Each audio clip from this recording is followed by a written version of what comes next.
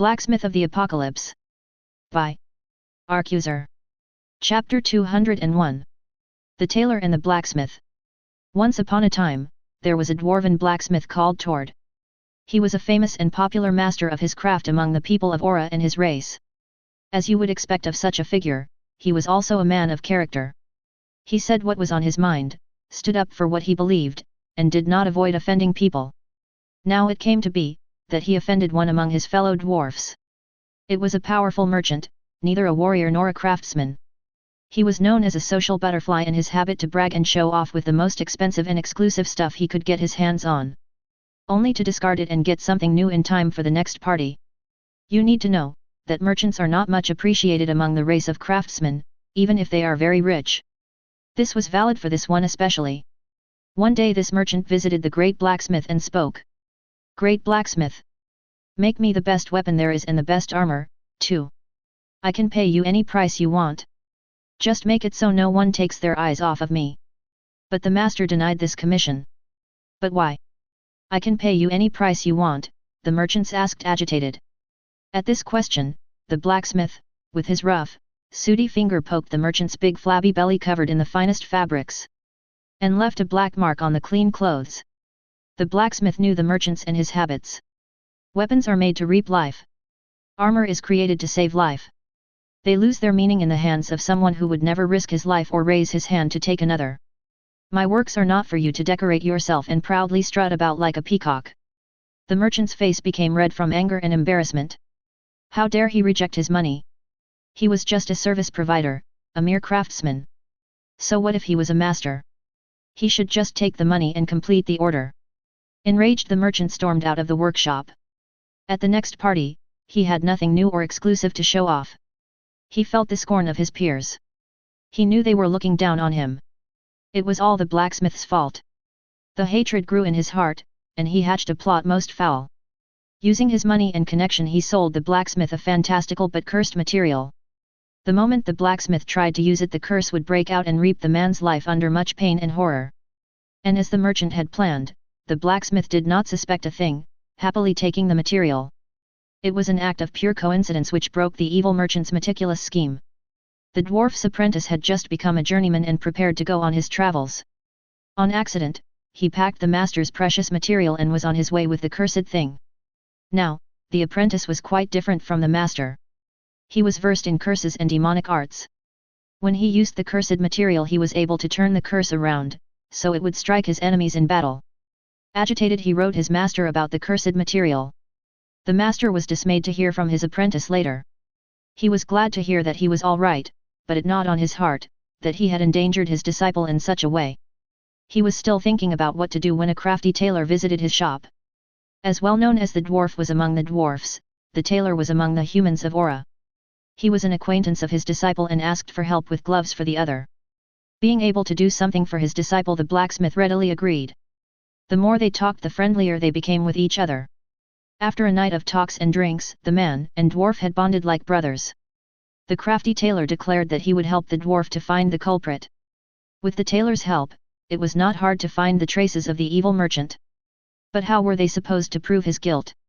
It was the tailor who offered his help and came up with a scheme.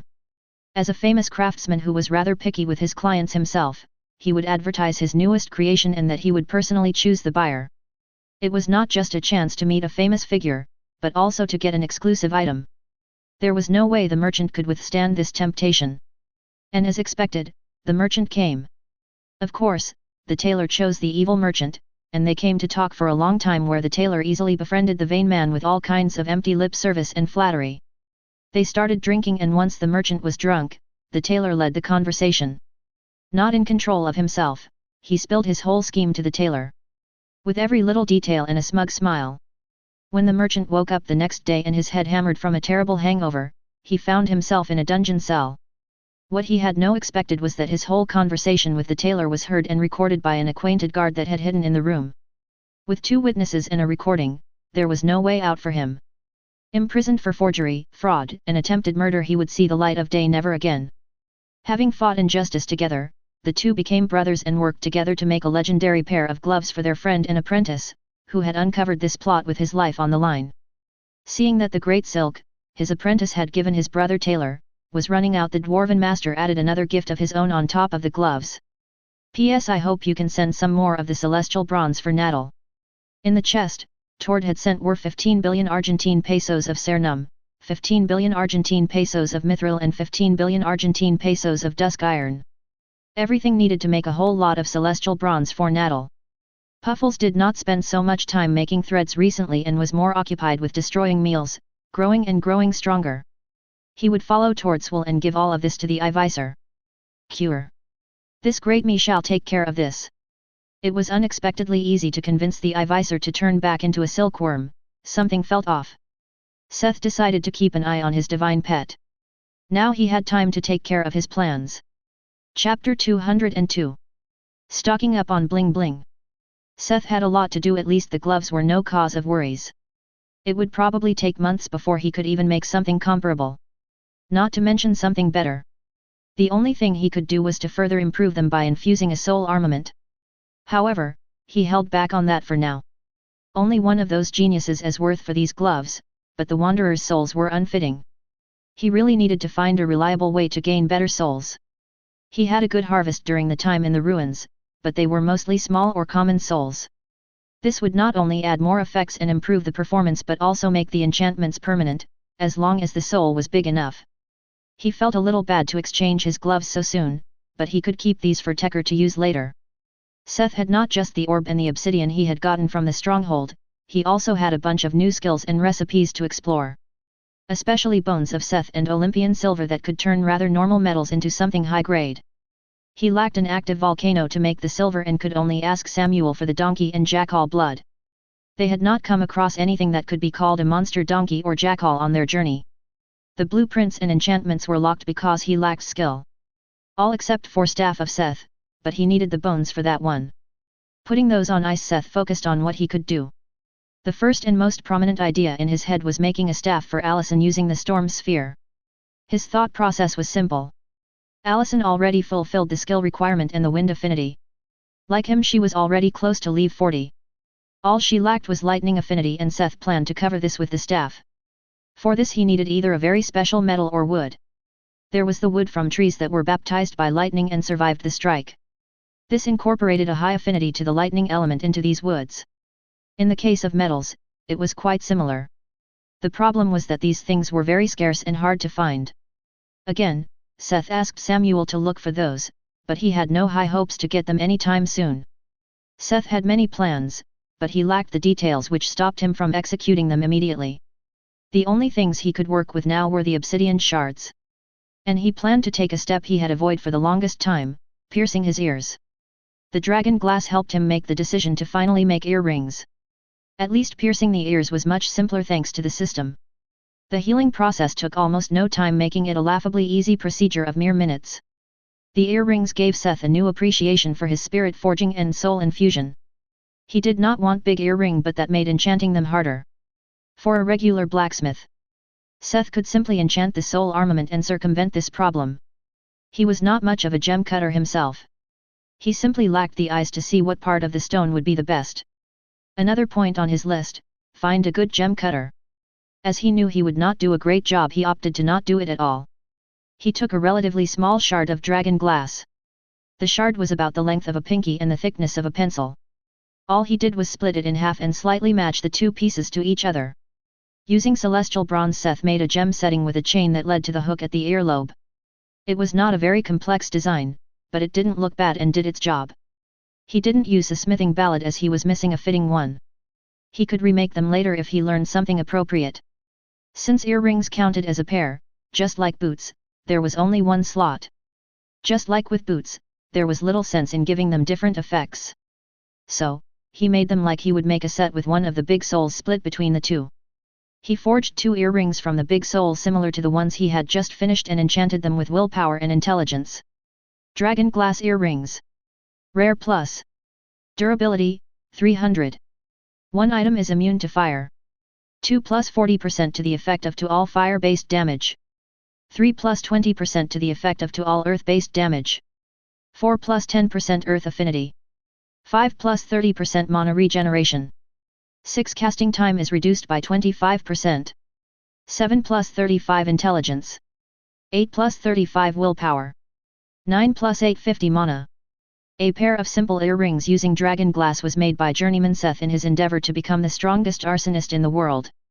The system's remarks were as biting as ever. In a similar fashion, he created 2 rings using obsidian. But this time he used the ballad to add a random curse to attacks. Dragon Glass Ring. Epic. Durability, 300. One item is immune to fire. 2 plus 40% to the effect of to all fire-based damage. 3 plus 20% to the effect of to all earth-based damage. 4 plus 10% earth affinity. 5 plus 30% mana regeneration. 6 casting time is reduced by 25%. 7 plus 15% chance to add a random curse to magic attacks. 8 plus 35 willpower. 9 plus 35 intelligence. 10 plus 850 mana. A simple-looking ring using dragon glass made by journeyman Seth in his endeavor to drown the world in flames. These effects were chosen after thoroughly testing his skills and abilities with the fire gloves.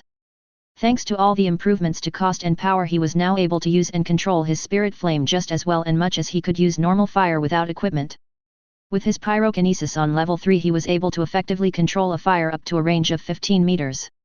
It became exponentially harder past this range.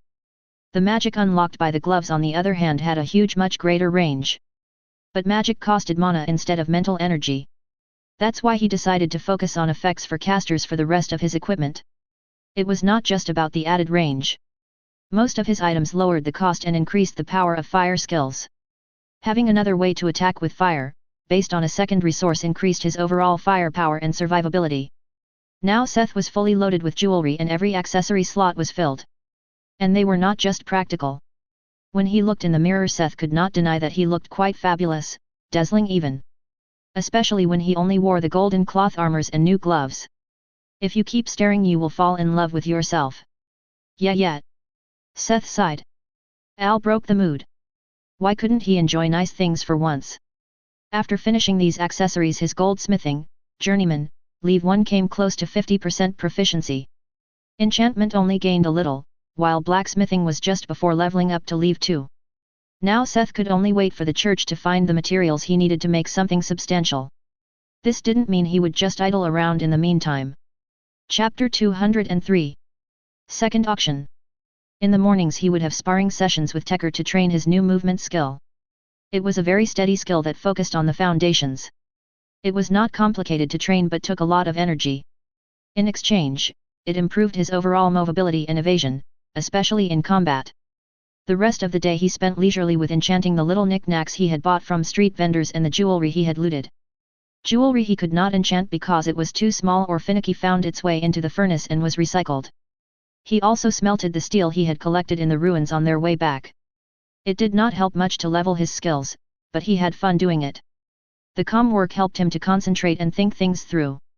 Seth felt that his time in Y City was coming to an end. During the next auction, he would look for a damage dealer and then, there was almost nothing left to do. Seth was quite clear about the fact that he didn't want to stay in Y City. It was not a place that could help him grow stronger and it was definitely not a place he wanted to open a shop. He thought long about this, but his next destination was obvious. He wanted to travel to Delta, the previous capital of the world. Delta was not as big as the other districts because its intended function was the seat of the council that governed the city districts. Now it was a hodgepodge of Orihuma, people of the Krona Empire, and demons. At least, that was what Samuel told him. Why did he want to go there? There were a few reasons. The only branch of the system's auction house was in Delta. It was situated close to an active volcano, which he needed to refine Olympian silver. And he had the slight hope to find a demon blacksmith to learn more demonic smithing ballads.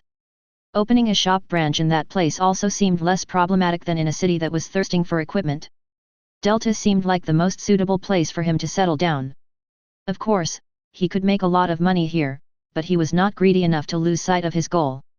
He could still sit back and rake in money after he mastered his craft. On the other side, he was not driven enough to let go of this opportunity without any regrets. But his time was really too precious to spend it on making uncommon stuff just to sell it.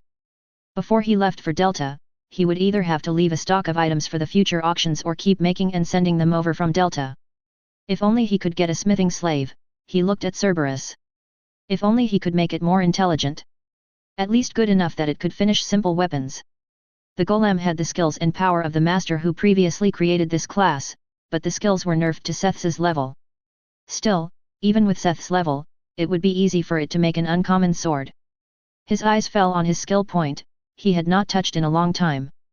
Seth had leveled up quite a lot recently and accumulated 8 free SP. He just needed 5 of those to level up the spirit smithy. Maybe Cerberus would also get an upgrade if he leveled the skill? He shrugged. It would not hurt to try. But when he checked, it cost actually 6 SP to level spirit smithy to level 6, had the costs increased.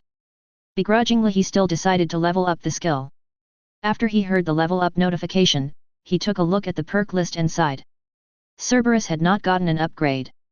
Instead, the production speed of all crafting stations had increased by 25%.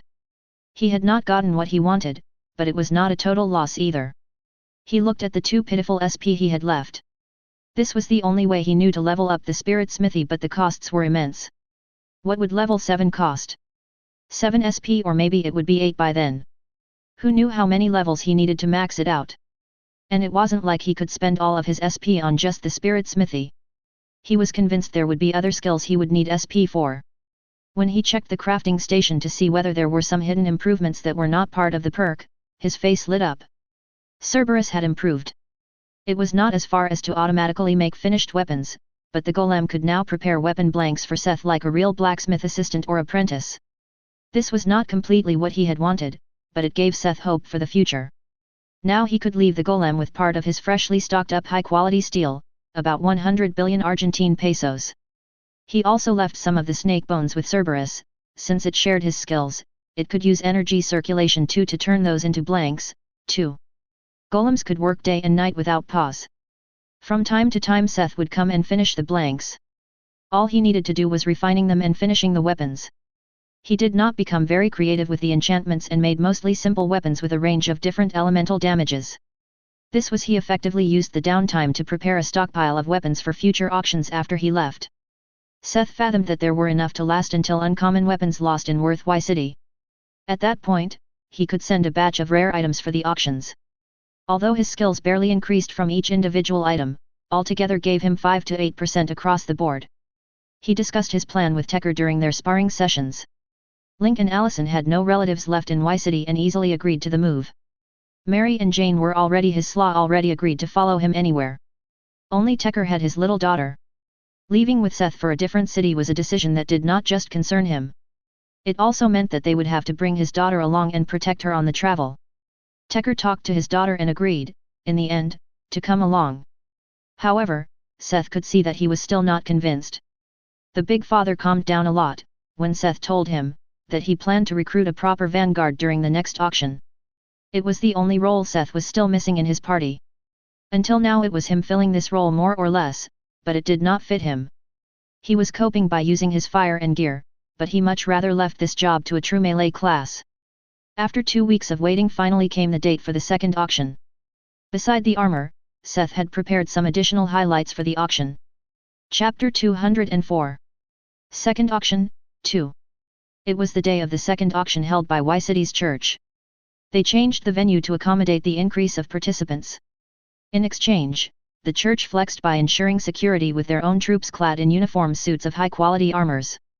They needed to show a strong presence to calm their rich guests. The soldiers of the church were blessed by the system church. As such, they could rival any high-ranking native for the duration of the blessing.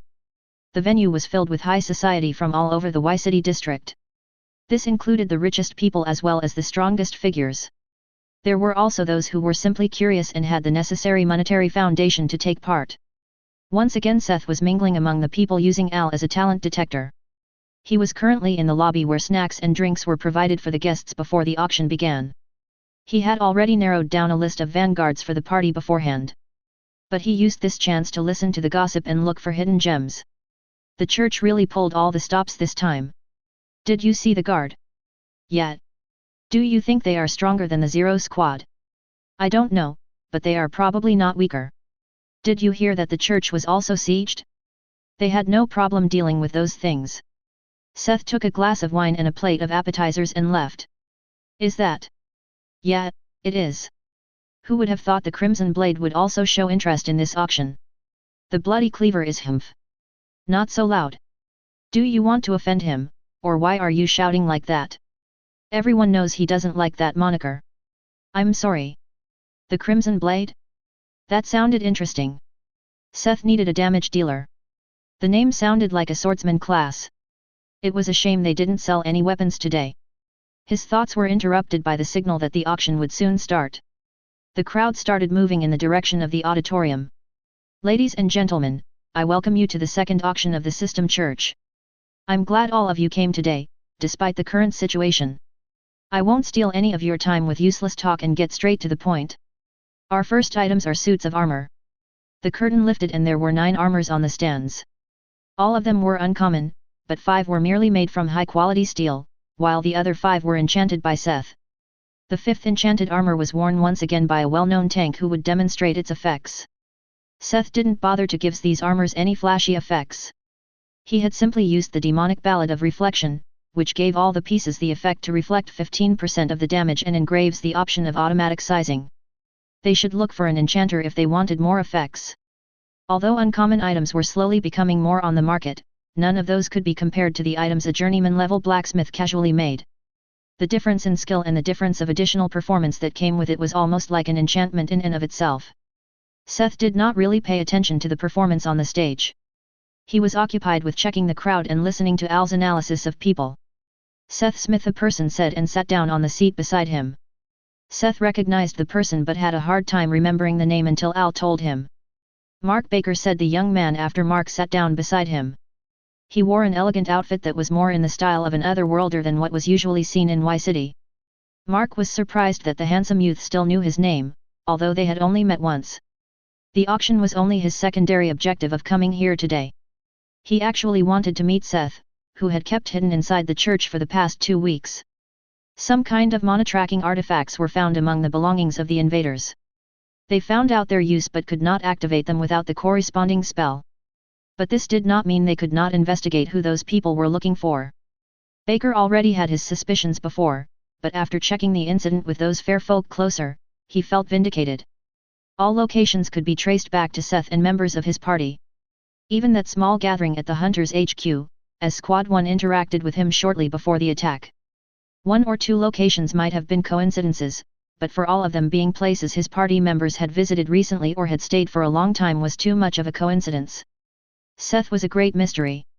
He appeared with a way to get high-performance items and vanished into the church. Shortly after, the church started auctioning items far above the standard available in Y City. Their investigators were able to confirm that his whole party was decked in above uncommon gear and had raided a high-level dungeon. And now it seemed that this incident was connected to this man, too.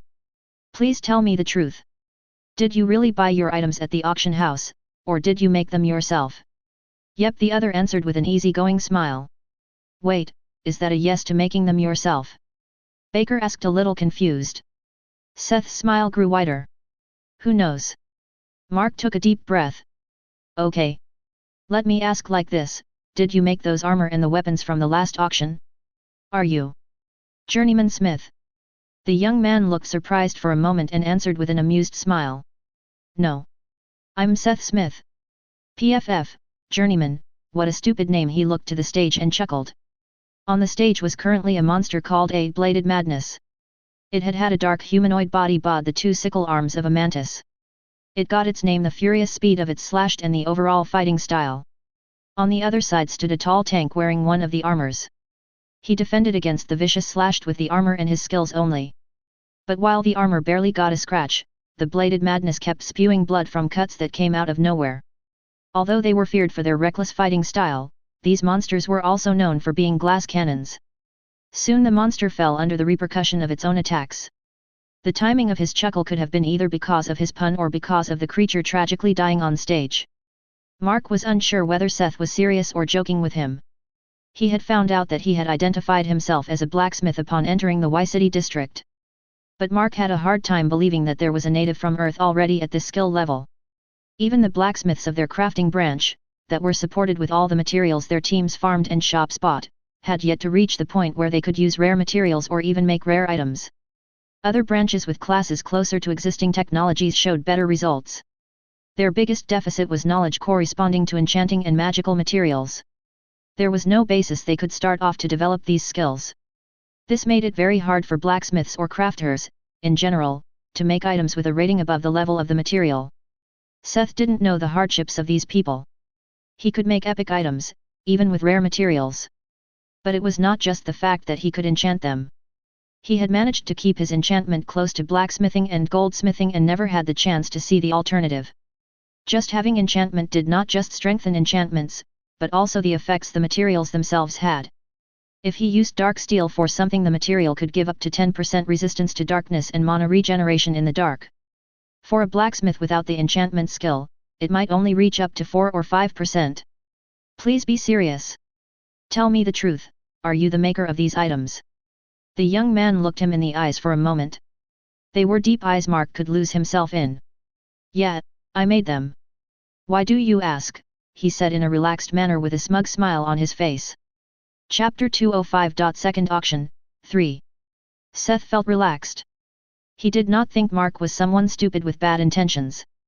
Even if he was, at this point in time it did not really matter anymore. Seth did not really feel threatened.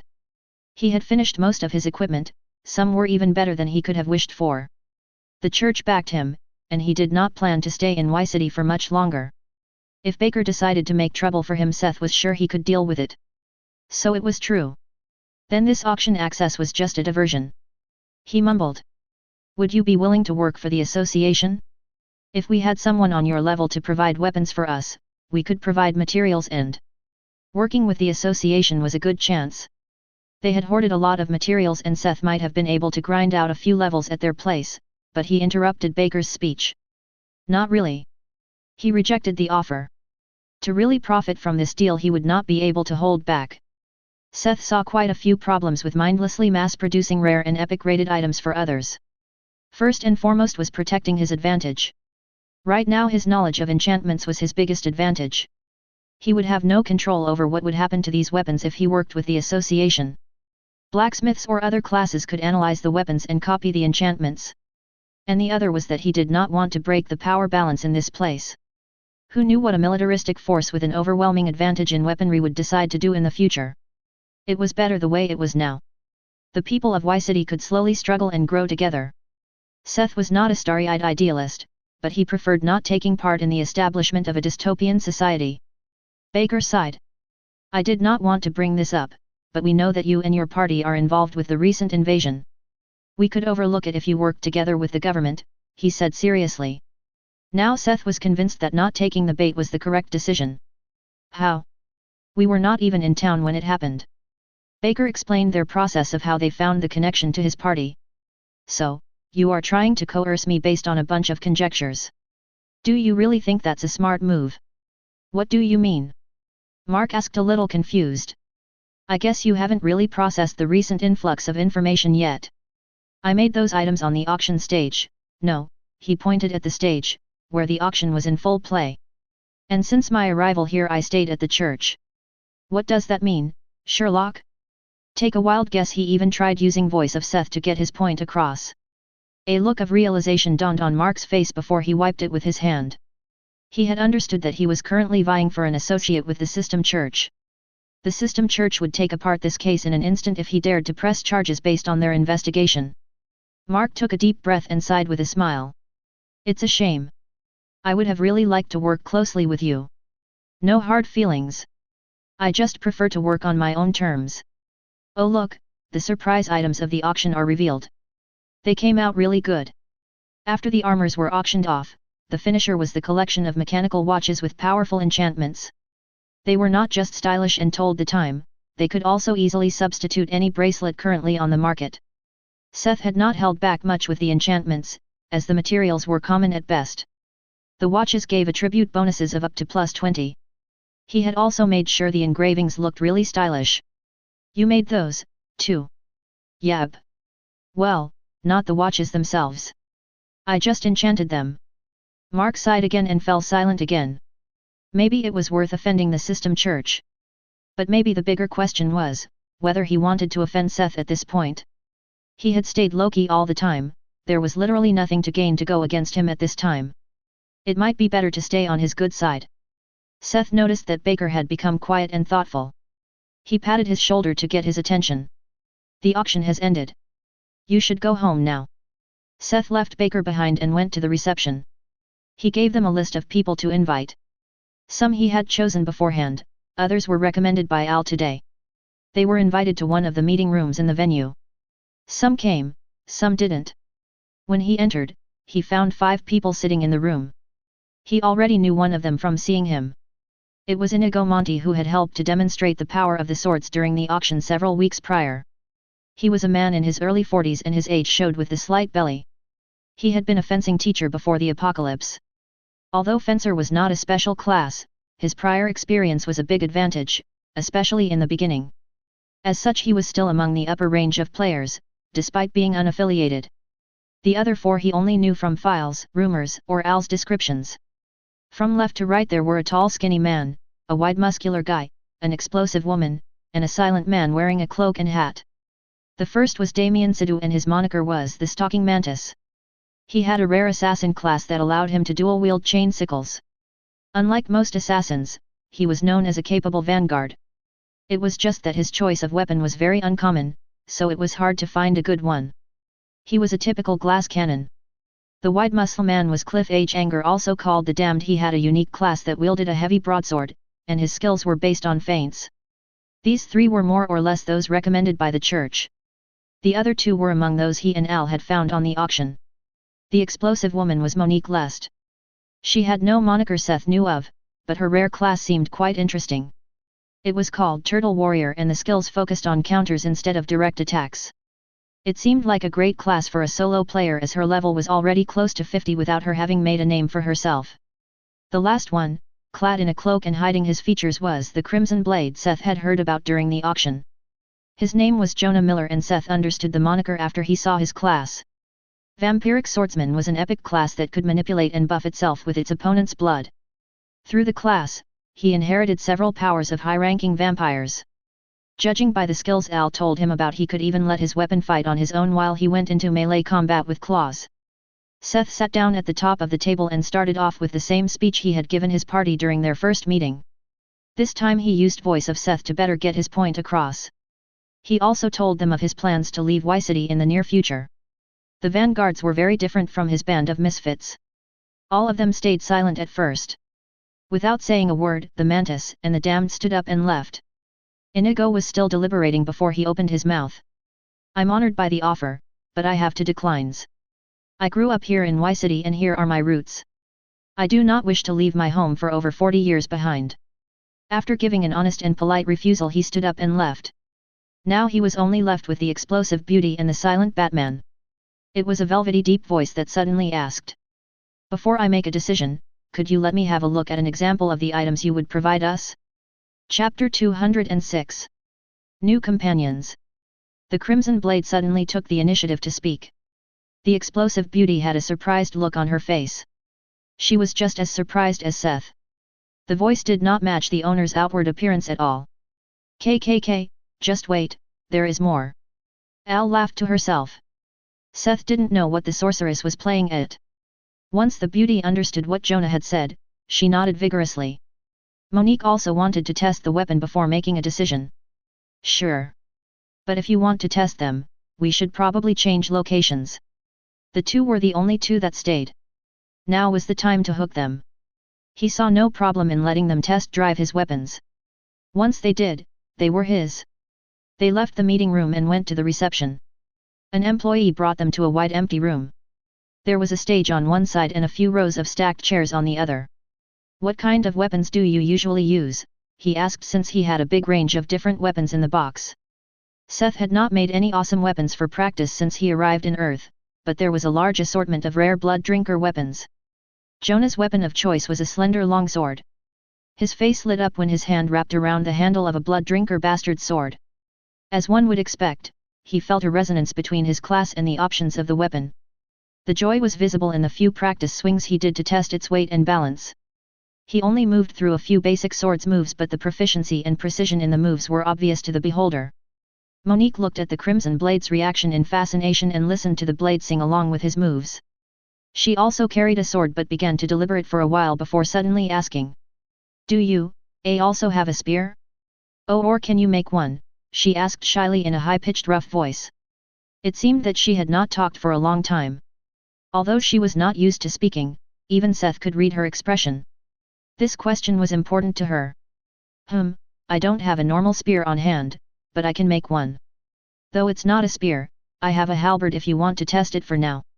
And don't forget, if you like these weapons, I can custom make even better ones for you, as long as you join me. He could not hold back with the advertisement now. Seth liked Monique a lot since she was easy to read even for him.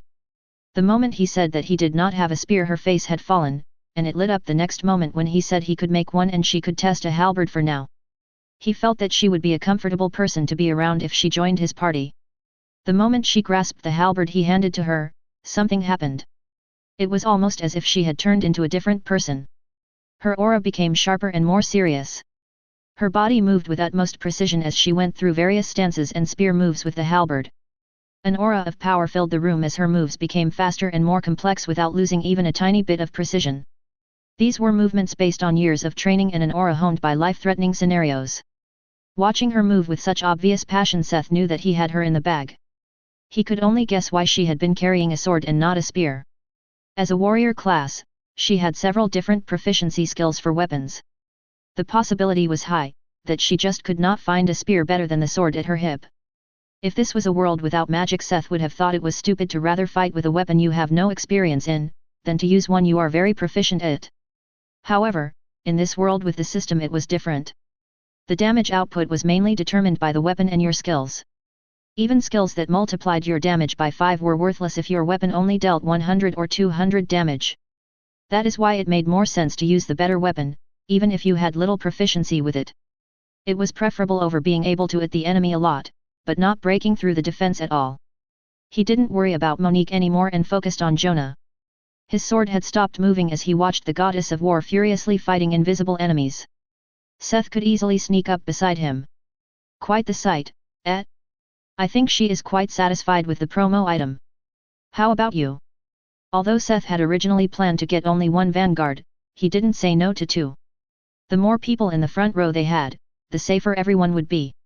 The blacksmith's question had broken the spell on the crimson blade. I normally am not interested in joining others. He looked away. The velvety smooth voice raised the hairs in Seth's nape. He could spot a bit of cheek with a slight blush between the hat and the cloak. I can hear a but in there. Come on, say it. Join me. Seth was inadvertently using the voice of Seth. 2 were not planned, but now he was eager to take them both. Just what kind of creatures could they kill if those 2 joined? The materials and experience they could earn after they joined. And no. I can't join you. I wouldn't mind accompanying you to Delta, but I know that if far from enough to deserve such a weapon. I can only. The vampiric swordsman was struggling to overcome his desires. A good weapon would make everything so much easier. But his secret might be exposed if he spent time with others, not mentioning joining a group permanently. Seth saw the inner struggle. The swordman was quivering and he held back his voice with balled fists. No, he couldn't let him make a conscious decision. He had to overwhelm his desires. He had no choice but to bring forth his ultimate move. The shine of a long blade lit up in the room. Even Monique stopped moving when Seth suddenly pulled out a long single-edge blade. As seasoned warriors, they could feel the strong presence of the weapon. Here, try holding it, he said and passed Jonah the wyvern blade. Seth was not afraid of theft, nobody but him could use this weapon. But holding it was enough. Instinctively the crimson blade grabbed the handle of the Kriegsmesser. He stood there as if petrified. The blade had the same enchantment as the blood drinker sword he had held earlier, but they were much stronger, and he could barely resist the resonance it had with his class. Now to close in for the kill. I can make you your very own weapon, just like this. Maybe even better. You just have to join me, he whispered from behind, close to the other's ear. His mana was rapidly depleting as he used his divine tongue. Silence. Jonah just kept staring at the blade while his thoughts were in chaos. But when the final decision fell and the tension left the swordman's body, Seth knew he had won his second vanguard. I think both of your answers are positive after this little test, yes. Both nodded. Monique enthusiastically, Jonah rather unwilling. Both their face fell into despair when Seth collected his weapons back. Some places like to gift away promotion material. Seth didn't. Let's make a visit to the church. I can introduce you to the rest of the party and we can finalize our deal. Seth said with a joyful smile and took the lead on their way to the church. Chapter 207. Party assembled. Seth brought the explosive beauty and the sanguine blade wielder to the church where he handed them over to Samuel, who took care of the paperwork. In the meantime, Seth went to collect his party members for a welcome party. It was easy to find Tecker. He was sitting with his daughter together in their room and played tea party with her. An over 2-meter tall muscle man holding a tiny teacup was a surreal scene to behold. Hello Ruby, Tecker, I brought new friends. Would you join me in a welcome party in the cafeteria? The big tank stopped pretending to drink tea in surprise when the little girl jumped up and cheered. A real party? Yay! And she was gone from the room, on her way to the kitchen. I guess, that is a yes. With that, Seth also left the room. The next stop was the witch's kitchen. Originally it was an alchemy room of the church. Everything changed when the two females started locking themselves into the room and spending all day long making mysterious experiments. Sometimes weirdly colored fogs and fumes would escape through the gaps of the door. The door stayed closed even when the sounds of explosions could be heard. It only opened when they left or entered the room. Now Seth knocked on this immovable door.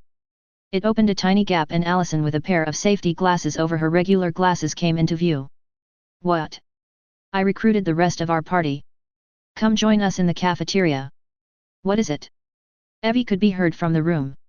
Seth wants us to join the welcome party for the new party members. Oh, cool. We are finishing up soon. Evie had decided for them, and Allison could only agree grumpily. The last of the members was already in position as the gourmet hunter barely left the kitchen since their return. Now he just had to grab the two new members and assemble the party. Once her vocal cords were lubricated, Monique easily fit in with the party. It took some more alcohol later in the evening, but Jonah also soon warmed up to the party. Link brought out rows and rows of food and drinks and it became a great feast. Over food and drinks and the corresponding hangover, the party bonded. Now, the basic constellation of his party was finished. Following the terrible hangover of that night was the time of waiting. His materials had still not arrived, and the party still stayed in the church to grind their skills. As Seth had little to do, he spent a lot of time sparring with the new vanguards. Learning the footwork of the lame one's walk was actually a lot harder than Seth expected. He knew that he kept growing, but the muscles all over his whole body would hurt from ache afterward. It was not as fun as it seemed in those novels he read where the protagonist would just train it and become able to teleport around and create after images. He soon reached level 2 and even on this low level he understood the benefits of systematic movements. Seth looked forward to walking several miles in a step, like characters in those novels. But he did not just train his own footwork and weapon mastery, he also learned a lot about his new vanguards and their fighting style. He had lent them the blood drinker weapons for sparring. Monique had originally learned a traditional martial art using the spear. She started with a common warrior class that allowed the usage of several different weapons. Originally, she started with a spear but was forced to change to a sword when it broke. It was hard to get her hands on a good spear later on. She kept using her martial art even with other weapons, which led her class to evolve into one that resembled her fighting style the closest. It was Turtle Warrior and not Turtle Swordsman because she wanted to keep the option to someone return to the spear. Her way of fighting was different from most warriors who focused on dealing continuous damage while trading blows. She focused on defense like a turtle shell, but her counters and attacks bite like an alligator turtle. In between defending she would counter with a terrifying speed, precisely aiming for the vitals. In game terms, she would be specialized in defense and critical damage instead of continuous normal damage.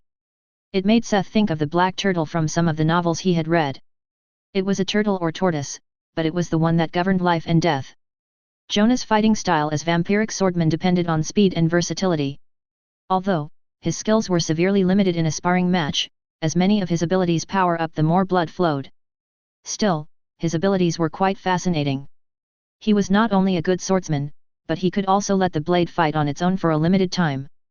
In this time, he could either fight melee with his claws or cast vampire abilities. And during the whole time, his body and face were covered with a hat and dark cloak. They were a lot better sparring partners than Tecker, and Seth could feel the improvements when fighting with them. They were currently not going on missions, so he used sparring to get to know their skill and styles. Monique fought steady and tactical, which fit a lighter plate armor or scale armor. And her weapon of choice was a spear. Jonah on the other hand was agile and rapid, so an armor that didn't impede movement was the best. Something like leather or chain mail, or maybe a mix of both would be fitting. He wished for a long, narrow blade. Those were no complicated wishes. Seth was not stingy and made Monique a light set of mithril and magic steel armor, enchanted with the reflection effect of the demonic ballad and overall boosts to her strength, endurance, and agility. It was slightly better than the Dark Knight set but lacked the unique effect. He put more effort into the spear he made for her. For the spear tip, he used one of the wyvern fangs he had left. Seth used the Ballad of Decay while forging the fang. With all his skills working together, the tooth turned into a pearly white spear tip. The shaft was forged from by roughly pattern welding dark steel and magic steel, giving it a vicious black-gray spiral pattern. He infused the spear with a strong medium-sized soul. For the enchantments, he engraved the complex circuit for piercing and sharpness to enhance the fang's natural properties. Fang of Decay. Epic. Damage, 1100, plus 150. Durability, 3100. 1 plus 500% damage on stab attacks. 2 plus 13% mana regeneration in darkness. 3 plus 13% darkness resistance. 4 wounds will start to decay rapidly. Damage to vitals is tripled. 5. Damage plus 150. 6 plus 25% resistance to negative status effects, mind. 7. 35% chance to cause mental disruption on hit, effects, stun/confusion. A killing weapon from the hands of journeyman Seth. Materials and special treatment make this one of the last weapons you wish to be pierced by. Another epic item giving him another few % on his crafting levels. Chapter 208. Delivery arrives. Seth had a good idea for Jonah's armor but lacked the materials. That was the problem with his material catalog being filled with stuff from another world. He knew a lot of things that would work really well but had a hard time acquiring them.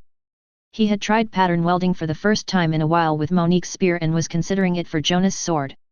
He had learned it a little under Tord, but it was mostly a technique for visuals in the eyes of a dwarf. In dwarven mentality, it is always best to use the material best suited for the job, even if it is more costly or takes longer. Doing this with magical or mystical metals also had its own risks. The same enchantments had.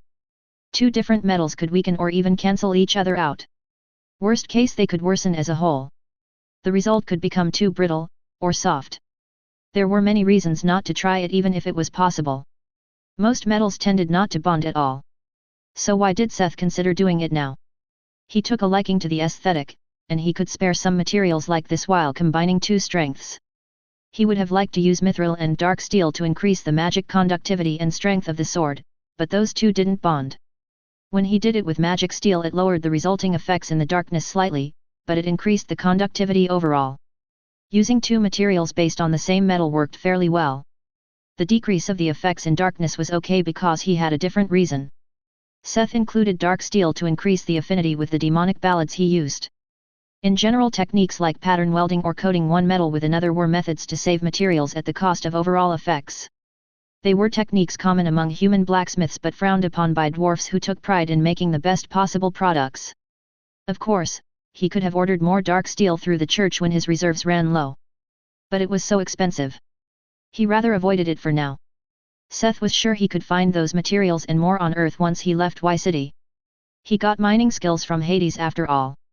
He first forged a bunch of plates from dark steel and magic steel. These were stacked and welded together on the sides using his pyrokinesis to imitate a welder with his finger. After affixing the plates to each other, he forge welded them into a solid billet. Once this was done, he was ready to forge the blade of the sword. The targeted length came close to that of a rapier but slightly broader and stiffer. It became a very long slender sword. The black and grey patterns flowed like flames along the blade. Seth made a small crossguard made of dark steel and carved a handle from bones covered with some common leather. It was the first time he tried to enchant a weapon with 2 complex enchantments. One was life steal and the other was strong bleeding, the higher version of bleeding. Seth heard the synergy notification. All that was left was infusing another medium-sized soul. He dunked it into the waters of Styx and pulled out the strongest blood drinker weapon to date. Aderlass. Epic. Damage, 950. Durability, 2500. 1 will absorb part of the target's blood to heal and strengthen itself. 2 will absorb part of the target's blood to heal and strengthen the user. 3 plus 7% mana regeneration in darkness. 4 plus 7% darkness resistance. 5 plus 150% chance to cause a strong bleeding. A long, slender weapon specialized in relieving the opponents of his life juices. Made by Blacksmith Journeyman Smith and treated with special care to increase its terrifying power. Seth was just occupied with the last finishing touch on the sword when a clerk knocked on his door. "Sir, your orders have arrived. Can you check the delivery?" Seth agreed, and the next moment his workshop was being filled with boxes over boxes. Had he really ordered that much? He checked the boxes one by one, which helped him remember some things he had already forgotten. First and foremost were his recent orders, like wood for Allison's staff, swamp newt leather for Jonah's armor. There were also the things like the leather he had originally ordered for Link's armor or the original materials for Allison's staff. He went for a meal after unpacking and storing the new materials. Well fed and fully recovered, he came back and started on Allison's new staff. He measured the storm sphere, making sure not to touch it before he brought out the wood. It was a big, charred slice of a thunderstruck mulberry tree. In a similar style to how he created his bow, Seth started forging the wood using all his options. He chanted the aggressive bald that would give the staff the power to imbue random curses to an attack. Unlike with the bow, he started folding it like metal to make it a homogeneous mass of wood. In the process, the wooden grain and charred parts formed all kinds of chaotic patterns. He kept working the material, and the demonic runes kept fusing into it until it had no resemblance to wood, except the dark brown, almost black, color. The big piece of wood was turned into 2 long strands he melded together in the middle. The 4 legs of this cross were then twisted together in a long spiral staff with a dark evil sheen. It ended in 4 claws. Carefully Seth set the storm sphere in the center of these claws and molded them to grab the orb with a strong grip. With a deep breath, he sat down and waited for his mana to recover. This had taken longer than expected. Handling the orb was very thrilling. Now that the sphere was at the end of the staff, it was no danger to the carrier of the item. On the opposite, Allison would be able to also use it in melee combat and shock any enemy below level 40. It was already a finished item, but to really fuse it all together, Seth took out one of the few big magic souls he had and used spirit forging to turn it into a rough copy of the finished staff. He enchanted it with mana efficiency and mana drain before meticulously infusing it into the staff. As always, it was much easier to infuse a soul into an organic material. The waters of Styx sealed the soul into the item, and Seth finished his first magician's staff. Storm Caller. Epic. Damage, 230. Mag damage, 1300. Durability, 1800. 1 plus 1000 lightning damage. 2 plus 500 wind damage. 3 plus 70% magic damage. 4 50% chant reduction. 5 minus 40% mana cost. 6 generates active skill, mana drain. 7 plus 500 mana. 8 Curse of the Storm. A terrifying staff created through the collaboration of Arch-Enchanter Muland and Blacksmith Journeyman Smith. Dangerous at all ranges, is it a shocking weapon in the hands of a magician. Wherever the wielder goes, he will bring the lightning and maybe the thunder, too. Usage requirements: leave 40, intermediate lightning magic. The staff had cancelled the requirement for affinity, but the curse still held true for touching the sphere itself. If Allison hit someone with the staff, it would unleash 1000 lightning, 500 wind, and 230 physical damage onto anyone who didn't meet the requirements of the sphere. Active skill: mana drain. No cost, duration: 15 seconds, cooldown: 60 seconds.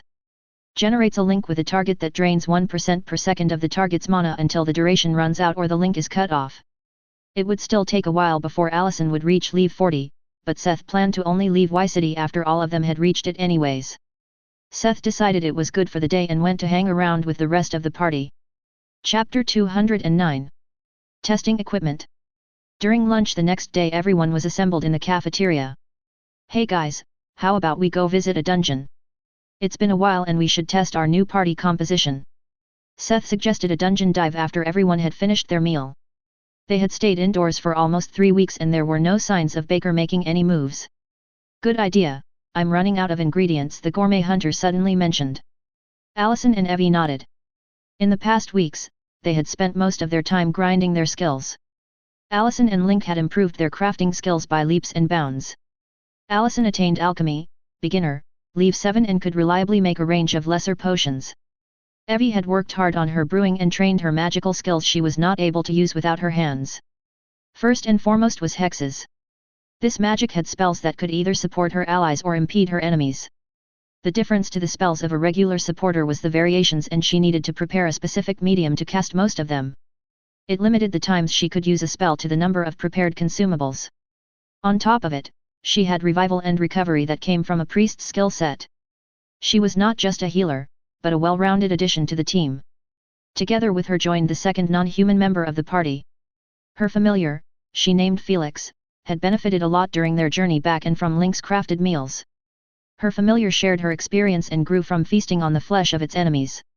Monique and Jonah were new additions, but they were not just a good help in Seth's training. They also helped Tekker develop his fighting style with 2 shields against humanoid opponents. Evie could also train her class equators combat, CQC, against them. The punches of her steel fists were quite powerful, but she always ended up injuring herself. She lacked other skills of a fist fighter that would protect their knuckles. In exchange, she had automatic HP recovery, which increased her regeneration to an almost visible level. Sometimes Seth watched her fight and almost had the urge to add extendable mithril claws to her fists. She definitely needed a pair of sturdy gauntlets. Her time as an undead had made her completely oblivious to pain and the fear of death. Jonah had to beat her up several times until she realized that pain was a thing. All in all, the party had gotten to know each other in the last week, and Seth thought they were ready. "Boss, I still didn't get an armor, is that okay?" Jonah asked in his seductive voice that sent a shiver down his back. "Ah, yes. I'm still working on it. It's definitely not that I dislike leatherwork and use the dungeon dive as an excuse to make it later," he explained himself, "or not." "Oh, okay, boss. I just wanted to ask," he said, a little baffled. After this slightly awkward moment passed, they decided to prepare today and visit a dungeon tomorrow. Seth had waited with distributing his attribute point until now, which was a nice way of saying he had forgotten about it while he thought of crafting. He had 52 AP to allocate. Until now he had distributed his points rather widespread, but this time he focused on strength, dexterity, and willpower. He put 16 points into strength, reaching 100. Ding! Title: Strong gained. You have reached 100 P of strength. Plus 0,5 physical damage per 1 P strength. Seth was baffled when he heard this. The title improved the multiplier for the attribute. All stats had these multipliers pertaining a value, just like intelligence on mana or willpower on the hidden value mental force. He knew that these were normally based on your class and race. They dictated what multipliers would improve with every 10 levels and by how much. Seth was a blacksmith, so the multipliers for dexterity and strength improved slightly with every 10th level. Seeing this, he proceeded to add 19 points to dexterity, getting a similar message. Ding! Title: Twinkle Fingers gained. You have reached 100 P of dexterity. Plus 0,5 ranged damage per 1 P dexterity. He moaned when he realized that he had not enough left to bring his willpower to 100. He added the 17 points to bring it to 98. To be honest, he really wanted to dodge making the leather armor for the time being. The reason was the arrival of materials. He wasn't slacking. There was a piece of equipment he had wanted to replace for a while, his necklace. The pendant of the Nightcrawler, and served him well, but now he wanted to retire it and make something even better. For this, he had gotten a special something, the crystal eyes of a 100-eyed giant. He had long learned the enchantment for night vision, and he wanted to improve on that. Seth made a socket from mithril for the light blue crystal eye. He forged a copy from a big soul and engraved it with the complex circuits of night vision and clairvoyance. Clairvoyance acted like a zoom. With it, he could see places much further away than normally possible, and it improved his visions itself. It would be a big advantage when shooting the bow. He would not just have a scope, but he could also see clear as day, even in the deepest night. Several notices came up as he lowered the new pendant into the water of Styx. Ding! You have finished an epic item. You gained proficiency. Ding! The item has evolved thanks to the synergy of the item and your trait Olympian Myth. Ding! Your trait Olympian Myth has slightly strengthened overall. Ding! Skill: Goldsmith, Journeyman, Leave 1 has become Goldsmith, Journeyman, Leave 2. Eyes of Argus. Epic. Durability 2222. 1. Your eyesight becomes sharp as an eagle's. 2 plus 30% mana regeneration. 3. Casting time is reduced by 25%. 4. Passive skill, Night Vision. 5. Passive skill, clairvoyance. 6 passive skill, clear vision. 7 passive skill, expanded field of vision. I see everything. Unless my eyes are closed. An amulet created by the deft hand of journeyman Smith. It attained mystic qualities through unknown means even its maker does not quite understand. Requirements, Seth Smith. It had actually worked. This was not just to improve on his previous necklace, but also as a test. He had specifically tried to make an item pertaining to a figure from Olympian mythology. Seth had been reading up on Olympian myths in the church's library. There were a lot more than he had remembered or ever known. Argos was known as the all-seeing giant. With his over 100 eyes he could see everything around him, and the eyes took turns in sleeping and blinking. In the myth he was tasked by Hera, the jealous wife of Zeus, to guard her husband's cow lover. This was one of the mistresses of Zeus. He had turned into a cow to hide her from his wife. Argos watched her day and night, making it hard for Zeus to have his fun. He probably wasn't into being watched or something. Zeus had Hermes slay the poor Argos. Now he was able to have his fun. He turned into a bull and had his little private time with his cow-turned-lover. Killing some poor giant dude to fuck a cow. Seth found this rather off-putting. Why didn't he just turn her back into a woman? Nobody was watching anymore, right? Seth didn't want to judge Zeus, but he failed. He was rather glad not to have that guy's blessing. But this myth had nothing to do with Hephaestus or Hades. This meant that he could also make items connected to other Olympian gods, as long as the item he made was close enough in performance to trigger a synergy. The Eye of Argos gave a row of passive skills. Night vision and clairvoyance were his enchantments. He understood clear sight as a skill to lift the veil on the world and see through illusions. As for the expanded field of vision, Seth had no idea until he wore the amulet. He almost puked and had to deactivate the passive skill. His head throbbed and his breathing was heavy. Expanded field of vision meant that he had literally a 360 degrees field of view. He was not prepared, and his mind was instantly overloaded. That option would need some getting used to. A much smaller change came from clear sight, and Seth only noticed it after calming down. It showed the world how it truly was. Seeing through illusions was a result of this effect, but not the end goal. He could see a very transparent current of something flowing through the air. Was this mana? Chapter 210. Grinding levels. Their first dungeon run was over within the wink of an eye. They had chosen a portal dungeon with monsters ranging from level 35 to 40. The dungeon was a kind of dark forest with mutated woodland creatures. Despite everyone trying to hold back, most mobs died in one strike. They blazed through the dungeon without much trouble. Especially with the too overpowered vanguard, the party had almost no chance for any kind of party play. Monique and Jonah could easily carry the party on their own. After the dungeon boss keeled over without Allison even getting the chance to finish her spell, it was clear this didn't work. This dungeon's level was simply too low for their party. The materials were okay but not overwhelming. The item drops were mediocre at best. The only uncommon drop was a cursed dagger. Skinning dagger. Uncommon. Damage, 120 to 200. Durability, 80/400.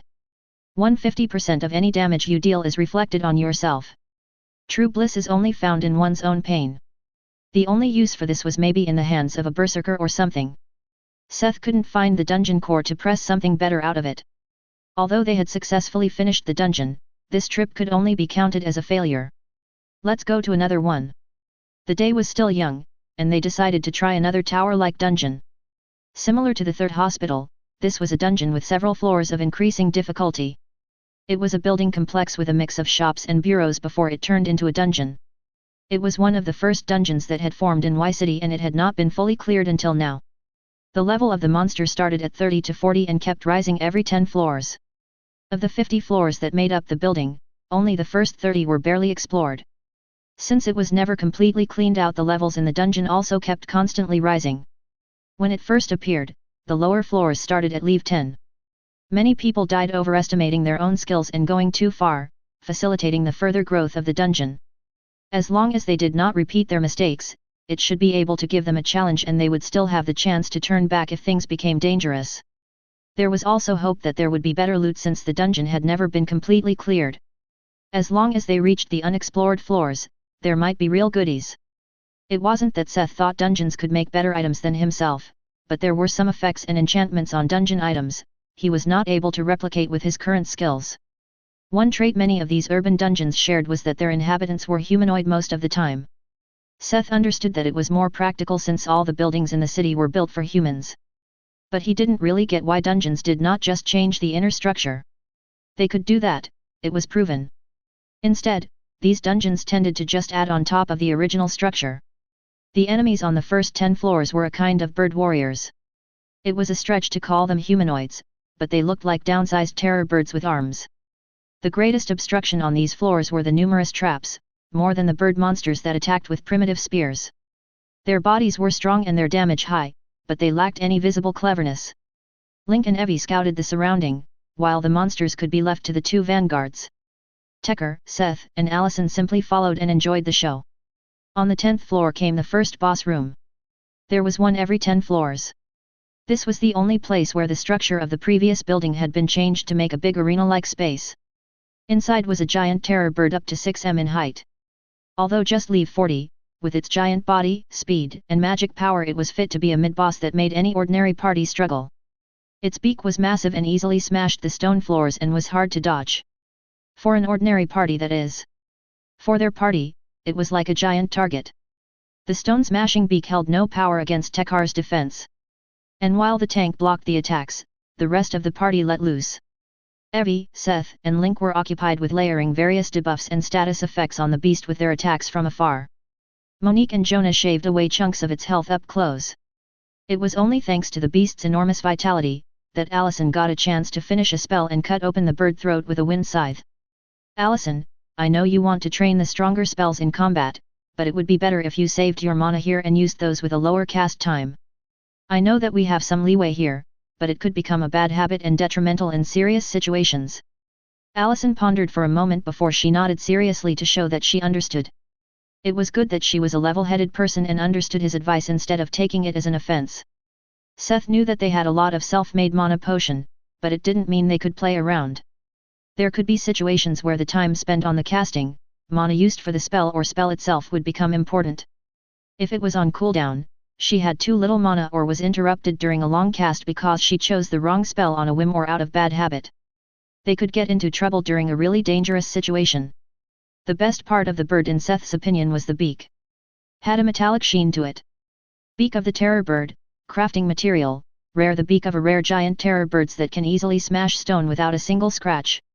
Going up the dungeon floors felt like watching a study on evolution. On the 10-20th floor appeared monsters with levels up to 45. These creatures had a more defined humanoid figure and a glint of intelligence in their eyes. Some even randomly used magic and skills in the fights. The second boss resembled a really ugly kind of harpy or chimera. It had the upper body of a giant eagle, the lower body of a man, and the feet of a raptor. Whichever god had created this, why did he have the urge to include human legs? Lesser Harpy leave 48. While Tekker and the vanguards blocked the dive attacks of the flying opponent, the ranged attackers dealt damage. It was a shame that many of the debuffs were weakened or did not work at all because of the huge level difference. In the end, Allison and Seth worked together to take the bird down. Seth used his gloves options to cast Flamethrower while Allison cast Storm. Although Seth's spell had a much lower rank, it was compensated by his abnormally high affinity with fire and the effects of his items. Casting these spells together created a powerful firestorm that charred the opponent's feathers and made flying almost impossible. The harpy lost much of its flight capability and was forced to land. On the ground below waited Monique and Jonah, eager to carve the fat bird. The materials from this boss were not too interesting to Seth, but he still stored away the uncommon ones. The bosses were a good training, but so far, their party had not met any real resistance. Only when they came closer to the 30th floor and the regular monsters got close to level 50 was their party able to train their teamwork effectively. Out of all of them, only Monique was close to leave 50 herself. The next was Jonah with leave 45. Among the others, Tekker had the highest level with 40. The rest of them fought against enemies with 10 levels or more difference. This was only possible thanks to the superior equipment they had been provided. With it came an increased speed when leveling up. Link, Seth, and Allison had each gained a level, while Evie was slowly catching up, closing in on leave 30. It was not just the power of the monsters, but also their blossoming intelligence that allowed them to train their teamwork at this stage. The birdmen were moving in groups similar to a party and were able to use rough strategies with their formations and skills. Still, their party had a comfortable advantage over their enemy, despite the level difference. Although the corridors and rooms of the building had changed on the surface into some kind of bird nest-like material, the underlying structure was still the same. Narrow hallways and manageable rooms.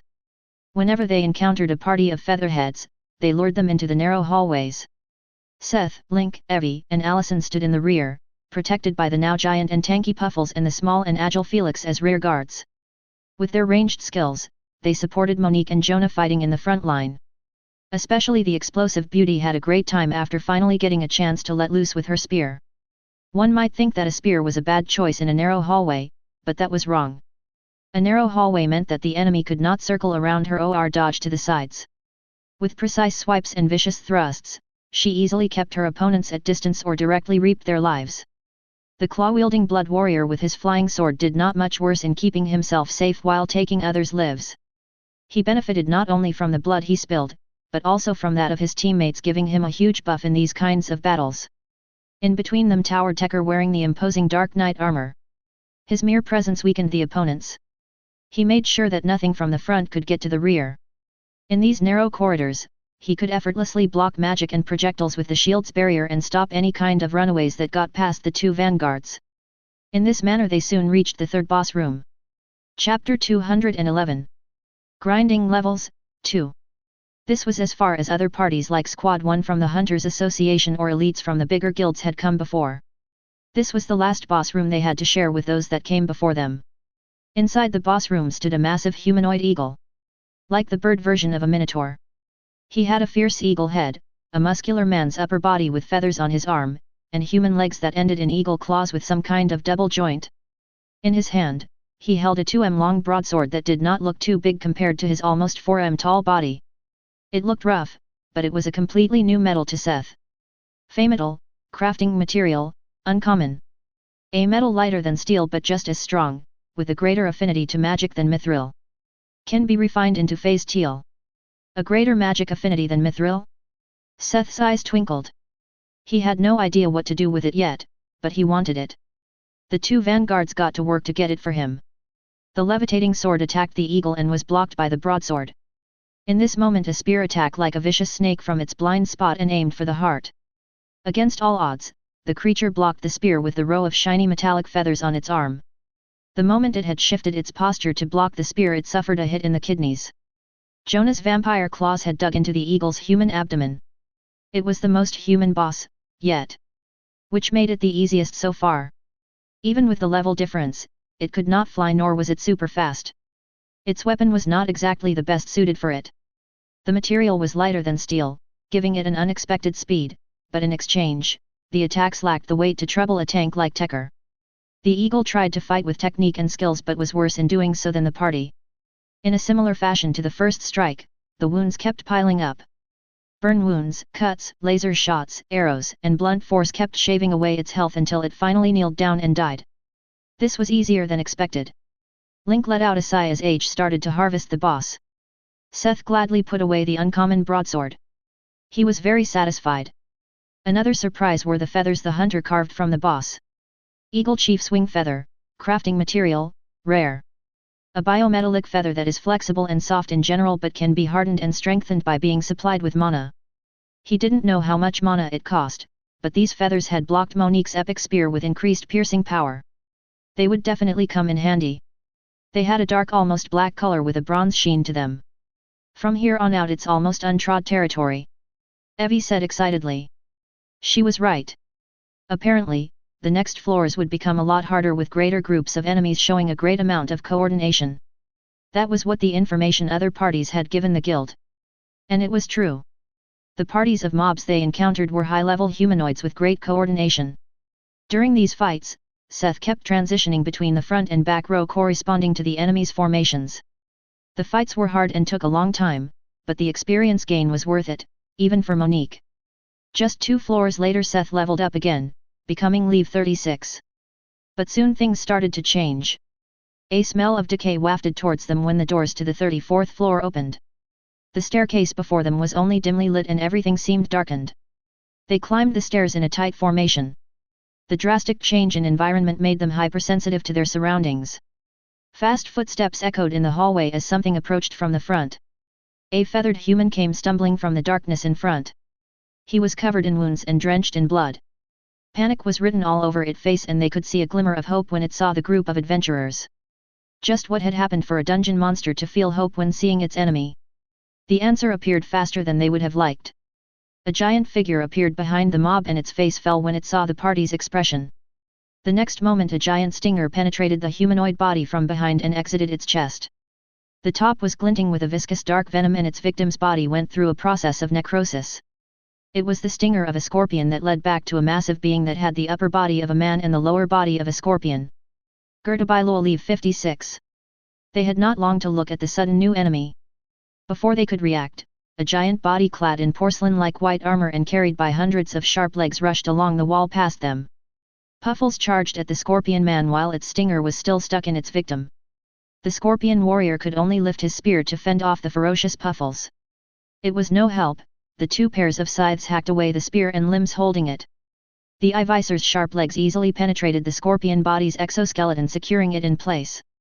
Without its arms, the monster was helpless as the divine beast opened its mandibles dripping with golden saliva and bit of the human head with a loud crunching sound. The party looked in horror as Puffles gnawed away at the scorpion mob. The golden liquid it excreted easily dissolved the monster's body into puddles of meat on the ground. Nobody moved, afraid of disturbing the pet during its meal and getting its attention. The Ivisor greedily shoved the food into its maw until there was nothing left but a shallow puddle of liquefied meat. A satisfied burp signaled the end of its meal. "Arim, Puffles? You, okay? Of course, I am great. Better than great. It's the greater me we are talking about. I just had a superb supplement." The Ivisor played it off and returned to his position at the rear of the party. "Say, Puffles, would you like to take the lead on this one?" All right, I shall. But only because you insist." With a happy, an undeniably happy aura slightly more terrifying than before, Caterpillar took the lead as they traveled deeper into the dungeon. As they followed their guide of destruction, they discussed what could have facilitated this change. After some brainstorming, Alzalsa confirmed Seth's guess. Normally when a dungeon like this is not cleared for a longer time, the monsters from the upper floors will slowly start appearing on the lower floors since their numbers are not being reduced. It was like an internal dungeon break, as a mob normally could not leave their designated floor. These scorpion men must be originating from an upper floor and are conquering the lower floors, as their numbers have outgrown their given space. They had stumbled into the fight for supremacy between the native mobs and those from the upper floors. The more interesting topic though was the sudden change in behavior of Seth's pet. Even the all-knowing Lich had no explanation for this, and they could only look at Seth for an answer. After all, he was the only one who knew the concrete origins of their insectoid friend. Seth tried sifting through everything he remembered about the Ivisors. Divine beast of the sun god originating from a highly developed ancient kingdom. Source for silk of divine garments and protectors of the land. Ivis was now a desert ruin. The desert had scorpions. Trying to come up with some theory, he felt like the protagonist of Dependence Day. In the end, he shrugged and gave his best guess. Maybe they are divine enemies? You know, like the centipede of light versus the scorpion man of darkness. His guess was as good as any, but the others only rolled their eyes at him. His second best guess was that Puffles was getting into puberty. His ferocious appetite lately might have been the sign of an impending metamorphosis. Also, when did Puffles grow that second pair of scythes? They could only look at the sturdy porcelain white carapace from behind, as Puffles led the way. Chapter 212. MVP out. They followed Puffles for another 2 floors, during which the pet stomped any mob they came across and gorged itself on their bodies. All right. I'm full. I will return to the pet space now. What? Wait.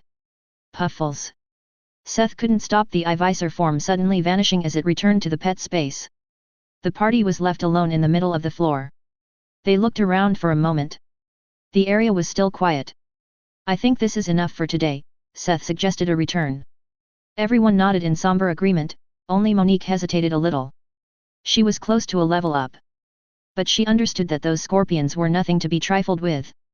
Each of the scorpions was at least the rank of a mid-boss, and it could get dangerous if they appeared in groups after their healer/tank/mob exterminator had decided to take a break.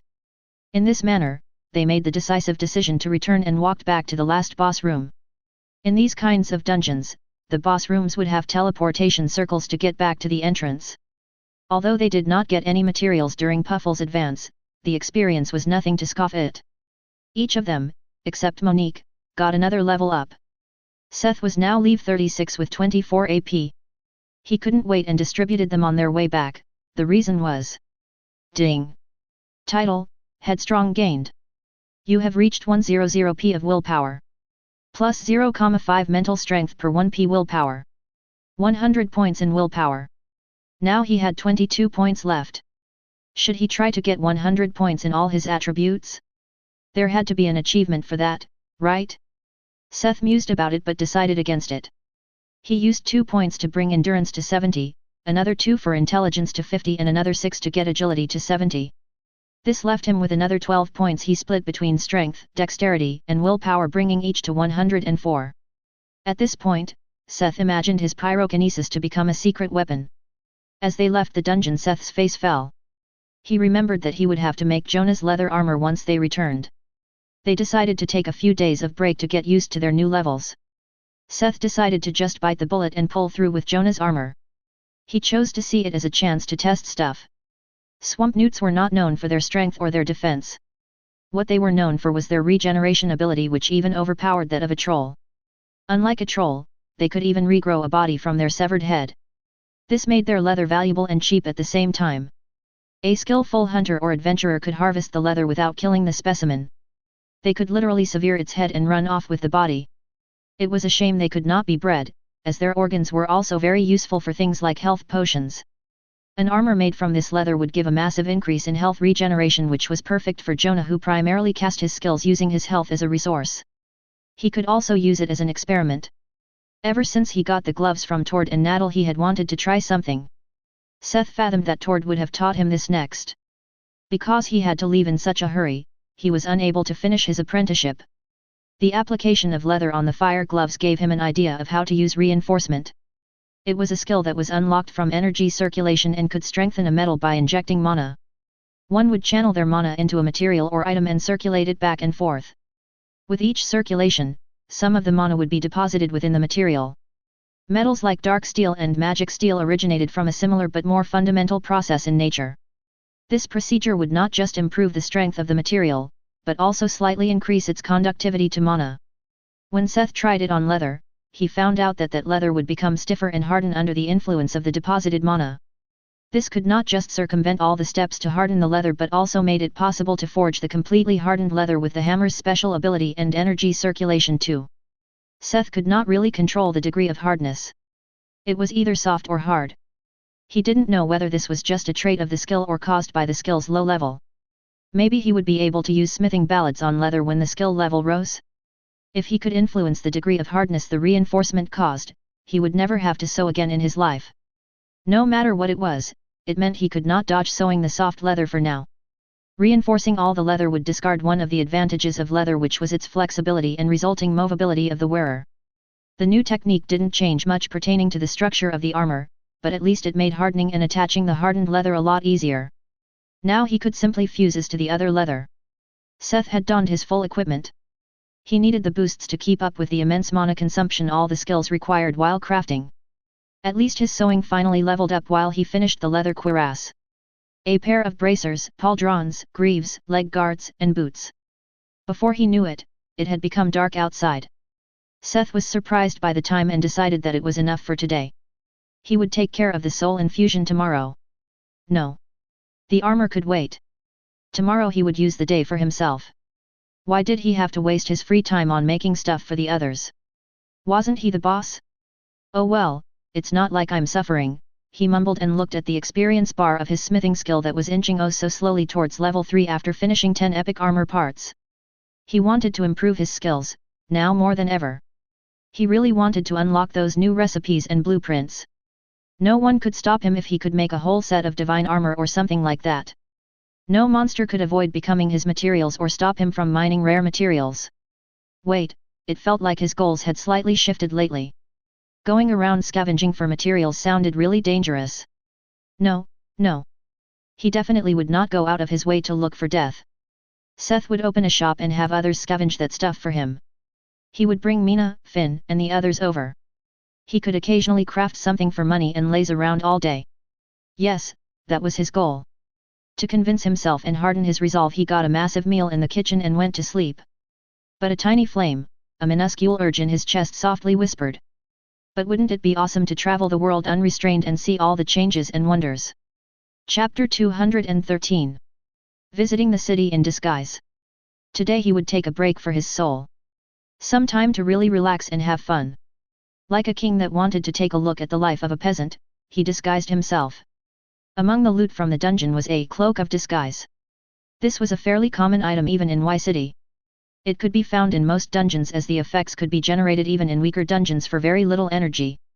At least that was what he heard in Aura. Cloak of disguise. Common. Durability 30/30ths. One makes it hard to recognize the wearer. The man, that just passed? I couldn't really see his face in the shadow of his hood.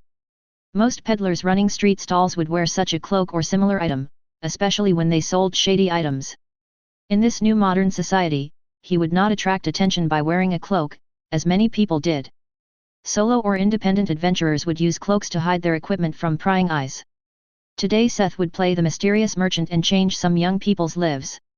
He had gotten this idea the last time he had walked the streets of Y City.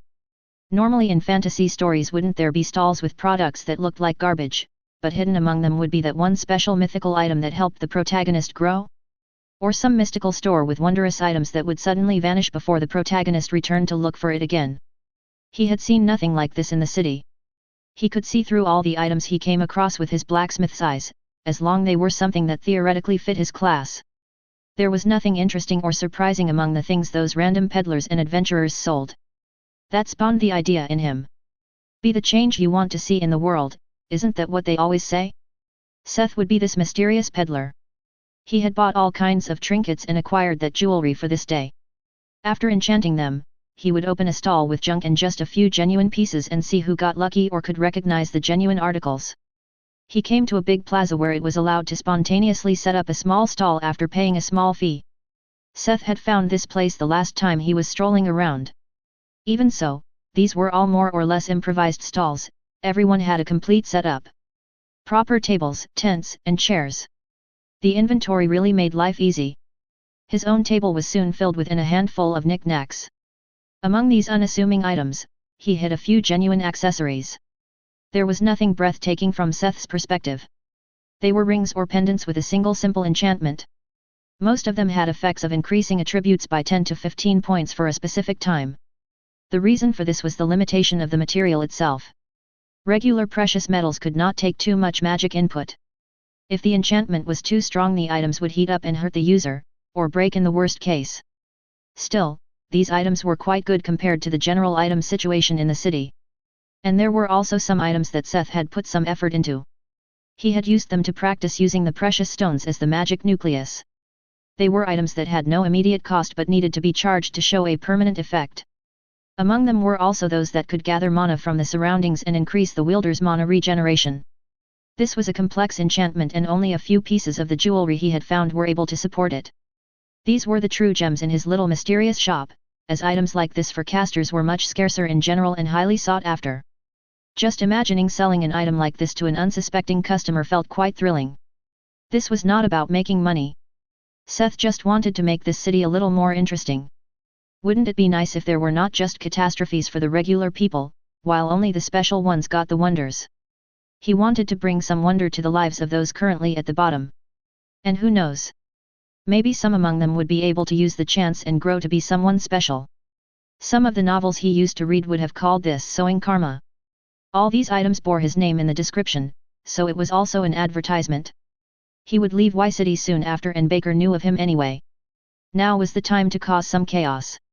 His prices were a random mix. Some good things were cheap and some mediocre stuff was expensive. Most of the stuff was average. He had observed the stalls around and deliberately chose this. All he needed to do now was to wait. Seth did not doubt that customers would come. He was selling accessories after all. It was hard to get accessories, especially good ones, from random dungeon drops. While waiting, he took out another ordinary ring and started engraving it as if he was whittling some piece of wood. At this point, he didn't need any crafting station for a basic enchantment like the one he was working on. Some people came and some left. Some stayed and watched him whittling an enchantment as if it was a kind of attraction. Suddenly someone spoke to him. "Sir, did you enchant all of these items?" an interested youth asked. He looked about 16. His armor was worn down and his black hair was encrusted with dirt. He really looked down on his luck. "Me? No. I'm but a humble merchant. These are the works of Master Smith. I merely dabble a little in engraving while selling his wares." Master," the boy suddenly looked intimidated. "Calm down, boy. How can I help you?" "And no, I think I'm good. I am actually looking for something from a dungeon."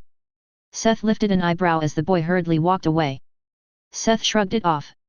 "One can't force fortune onto people."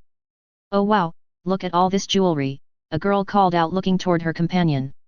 She wore a white priestess robe, probably a dungeon drop. The man beside her wore a simple dark leather set and 2 daggers behind his waist. He only nodded silently and looked at Seth's table. "Are all of these magical?" the blonde woman asked excitedly. "Yes, all of them have at least one effect. Most of them increase a specific attribute," Seth explained. "Wow! Where did you farm all of these?" "They are not farmed. They were enchanted by Master Smith." "Crafted." The girl suddenly made a complicated face and looked toward her companion. "Again? Why did people react so weirdly to items being crafted? Maybe he simply shouldn't tell them. But anyone with an appraisal skill could tell them that these were crafted, so why would he lie?" "You are the second person that reacted weirdly when I mentioned they were crafted." "Why? You don't know." It was the silent companion of the girl that stepped forward and spoke in a serious tone. His posture seemed tense as if he was holding back. "I'm a traveling merchant from Delta. I just arrived in Y City yesterday. How would I know?" Seth answered relaxed. The man calmed down a little before explaining in an emotionless voice. "There have been cases of forged items lately. People would buy a seemingly great weapon or item from a merchant and sometime later it would simply vanish from their inventory. When they were not looking or even in the middle of battle it would vanish from as they were still gripping it. No appraiser can differentiate them, the only common is that they are crafted by someone nameless." Well, I can assure you that these items were not crafted by someone nameless. The maker's name is written in the flavor text. This occurrence did not cross him outright, since his items had his name, but it still left a bitter aftertaste in Seth's mouth. Somebody was ruining the crafter's business. And not only that, a weapon suddenly disappearing in a fight could mean death. Although adventurers would not permanently die, the loss of items, experience, and the pain could have severe after effects. It was not nice dying, even if you could resurrect. Chapter 214. Are you serious? Then would you allow us to get an appraiser and check the item before we buy it? Besides people buying and selling wares, there were also service providers like independent appraisers or craftsmen that made their money by appraising items for others. Seth agreed but put away the better items. These two were well off if they could opt to hire an appraiser before buying something. The mediocre stuff was more than enough for people like that. Help the poor and soak the rich. This was mysterious, humble, merchant Seth's code of honor.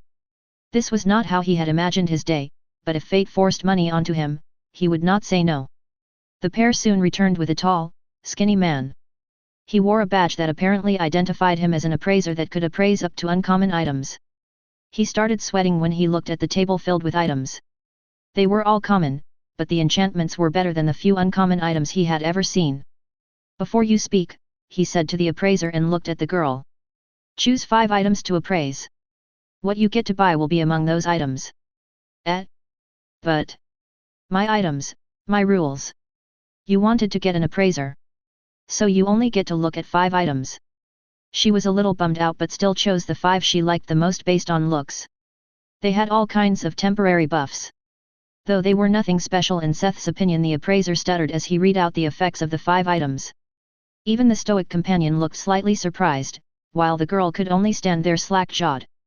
To them, it was more about the fact that a common item had these kinds of effects when they knew similar ones only from uncommon items. How skilled would the maker have to be to accomplish this? "Where did you say did you come from?" she asked breathlessly. "Delta," Seth said with a smile. "And you got these there?"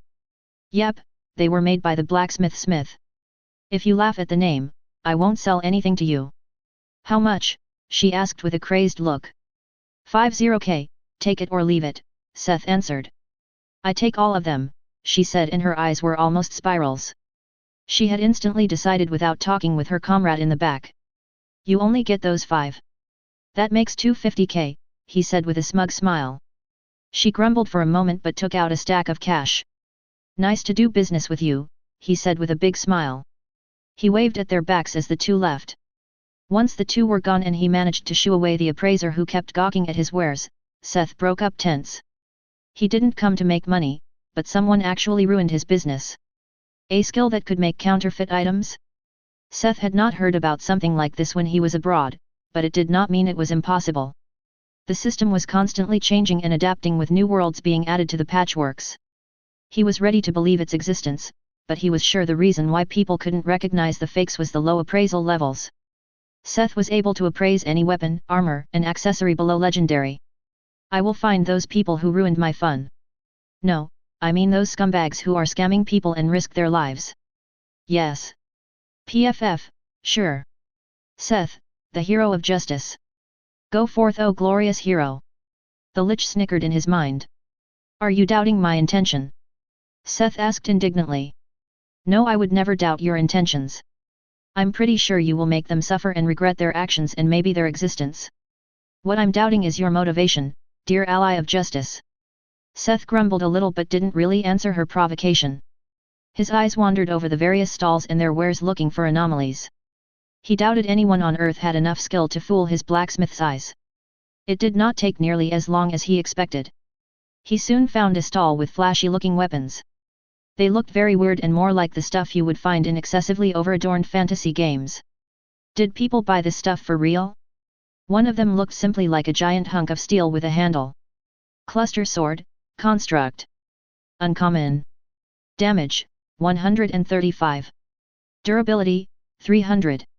1 plus 95% accuracy. 2 braver, a heavy attack dealing 480% damage. The weapon of the otherworldly warrior Clout. It looked like a real weapon, except for the fact that it seemed kind of weak for its size and rating. The important information was probably that it was called a construct. All the items on the table were a construct. The owner of the stall was a well-dressed plump merchant with an amicable smile. Now, how should he go about this? Hey, what's a construct? He asked the merchant interestedly with a nice smile. The merchant's face fell, it was a grimace of shock. It took a moment for him to recover his composure, but his face was still covered with sweat. Dear customer, I have no idea what you are talking about, he fumbled with a tissue and wiped his forehead. Oh, really? But you are selling a whole lot of them here. No, actually all of these items are whatever a construct is. Seth leaned over the table and got really close to the merchant's face. No, I really don't. Come on, you can tell me. Nothing bad will happen. We are friends, right? Seth had activated voice of Seth and his words crept into the other's ears. His eyes became slightly dilated. Seth kept talking to him using the skill as his mana rapidly depleted. Oh well, I don't think there is any harm. Constructs are the product of our racial illusion magic. They have a physical form for the time the mana lasts and vanish when the power runs out. Racial illusion magic. Yes, us weasel people are very good with illusion. Some might argue that foxes are better. But let me tell you, nobody can beat us. Seth felt that his skill worked a little too well. Maybe this weasel person was just weak to mind tricks. That had to be the case. He kept talking with the merchant and he soon revealed the whole scope of the situation. Weasel people had recently come to Earth through the Pathworks and had spread in the underdeveloped Y City. They could easily sell their constructs to the item-hungry barbarians in this place. The more intimate Seth became with the merchant, the more of its nasty personality came through. It talked about one of the adventurers dying after the construct vanished in his hand with a dirty laugh. How hilarious it was to have his companions come and complain tears and tell this hilarious story. Off the record, it even told him how it and its company had ambushed that party and made it disappear. There were few people that could see through their fabulous illusion in this city. It was so much fun that they could do whatever they want. Once it got into the groove, it kept talking and talking. Now Seth was not really a hero or a Samaritan. And he had already planned to make people suffer for ruining his fun. But this was simply aggravating. He kept listening to the beasts monologuing about their exploits in the city since they came here. The merchant had a completely different air now. His act had completely crumbled, and it talked to him like he was some sadistic friend of his that would laugh along with it. "How about we grab a drink and keep talking? I can introduce you to the boys." "That would be awesome," Seth said with a calm smile. The weasel did not notice how waxen his face was and the cold glint in his dark eyes. Chapter 215. Entering the weasel's den. It became late and the merchant led him towards one of the high-risers a little outside of the center. The merchant showed a token at the entrance and took him along. The inside had been remodeled to be a big nightclub. Here the weasels did not bother keeping up their human form. He could see all kinds of hairy weasel-like humanoids. Some were big and slim, others small and fat like the merchant turned out to be. Some were straight-up monsters while others had human features. There were also humans among them, men and women taking part in unsavory acts with the beasts. Their eyes were glazed as if they were not aware of the present. "Keek, do you see those girls? They believe they are having the best night of their life with their boyfriend right now. Isn't it funny how easy these bottom feeders fall for even the simplest illusion? Say, my good friend. Are these all the weasels in Y City?" the young asked friendly as they got a drink at the bar. His smooth voice sunk into the weasel's ears and it wanted to brag. "What? PFF, no. We are way more. This is merely the business I belong to. Our immigration is even government subsidized. There are a lot more here and waiting to come over to enjoy this place. Our council sees this place as a great business opportunity." "I see," Seth said quietly with a slow nod. The next things happened very fast. Flames climbed the walls. Flames blocked the doors. An armored hand was pressing down on the weasel's face. It heard his new friend's calm and amicable voice talking in a slow, almost light-hearted manner. "Did you know that in the past ages the people believed that fire could purify the soul? I can guarantee you that's not what will happen today." When the weasel looked through the gaps in the fingers it saw a figure clad in precious armor. Its face was calm, almost emotionless. As the words ended the color of the flames changed to a pale, almost white, blue. The bouncers jumped away as the whole building was encased in a wall of fire, making escape impossible. "Let me test this, I will start with you," Seth said and stabbed the weasel with a blood drinker dagger. With a slash, its guts spilled from its huge belly, but its muffled screams could not escape its throat as the hand pressed down on its face with an iron grip. "Don't worry, you won't die. But I bet you will wish for it soon enough. I need you close to death, to try something out." The club around them was in complete panic. Nobody had the time to care about the scenes between the two. All the weasels that just had a great time were running around in hysteria trying to find a way to escape. Their playthings on the other hand just stood there like dolls, trapped in the illusion of a happy time. The weasel could only stare at that armored figure as it felt its life slowly leaving, enduring the pain of the wound. And just when it thought it was finally over it felt a great suction from the hand on his head. It felt its life waning but death was retreating. Seth had used his 5 free SP on soul capture. He would not give these beasts the chance to enter the afterlife. With the level up he was now able to sever the connection between a body and the soul, as long as it was weak. This included the living close to death and lesser undead. He had encased the building in spirit flame to make sure nobody could escape, but he was not planning to burn them. They were not worth it. The bandits were strong, so they needed a strategy. These beasts were weak compared to those ruffians. His hammer was enough. Karen's obol was going to collect some wages. Seth was not a thunder god but the roaring of flames followed him and the swings of his hammer. He was a reaper among the hysteric crowd and the weasels fell to his hammer like wheat to a scythe. Heads were crushed, spines smashed, bones broken, and vitals exploded. Under the impact of his hammer swings, nobody could flee. Without empathy or mercy, the souls were either harvested by the hammer or by Seth's hand. Seth could almost feel the hammer's joy as it filled with the power of souls. He collected some souls, but most were eaten by the hammer. It had sampled and gorged on many good materials since the time he made it. It must have been close to evolving again. At some point, the weasels finally started resisting. They were not stupid and grouped together to take down the guy that kept slaughtering them. But the resistance was short-lived. In a rolling barrage of flames, their fur and skin burned away any ability to resist. Some weasels were still running around or hiding in the building, but the group before him had turned into half-dead crispy corpses on the ground. They were like vegetables, he just needed to pick them up. It was a shame they didn't give much experience, but he probably would not have had such an easy time if they did. They were mostly merchants and illusionists and the only remarkable thing about them was their racial skills and cunning. Not their level or strength. These souls he harvested directly were at least medium size and some were even big. It was the difference between collecting a residue and harvesting the whole thing. Harvested soul, crafting material, uncommon. These souls retain a large number of memories. Seth had hoped he could harvest souls with their egos if he increased the level. In that case, he could have kept torturing them and turned them into something hilarious. What effect would a huge number of memories have? He would have to text. Seth had no need to hurry.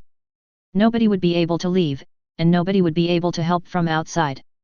Slowly and thoroughly, he took his time to check every nook and cranny of the building, so nobody would escape his little shopping spree.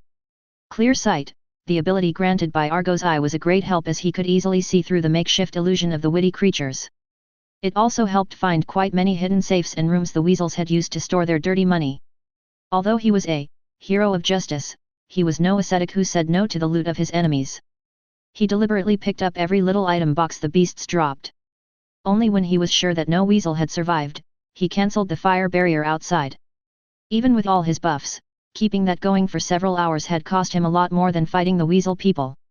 The humans stood around in a daze, still trapped in illusions. After seeing what had happened here, Seth thought this was for the best.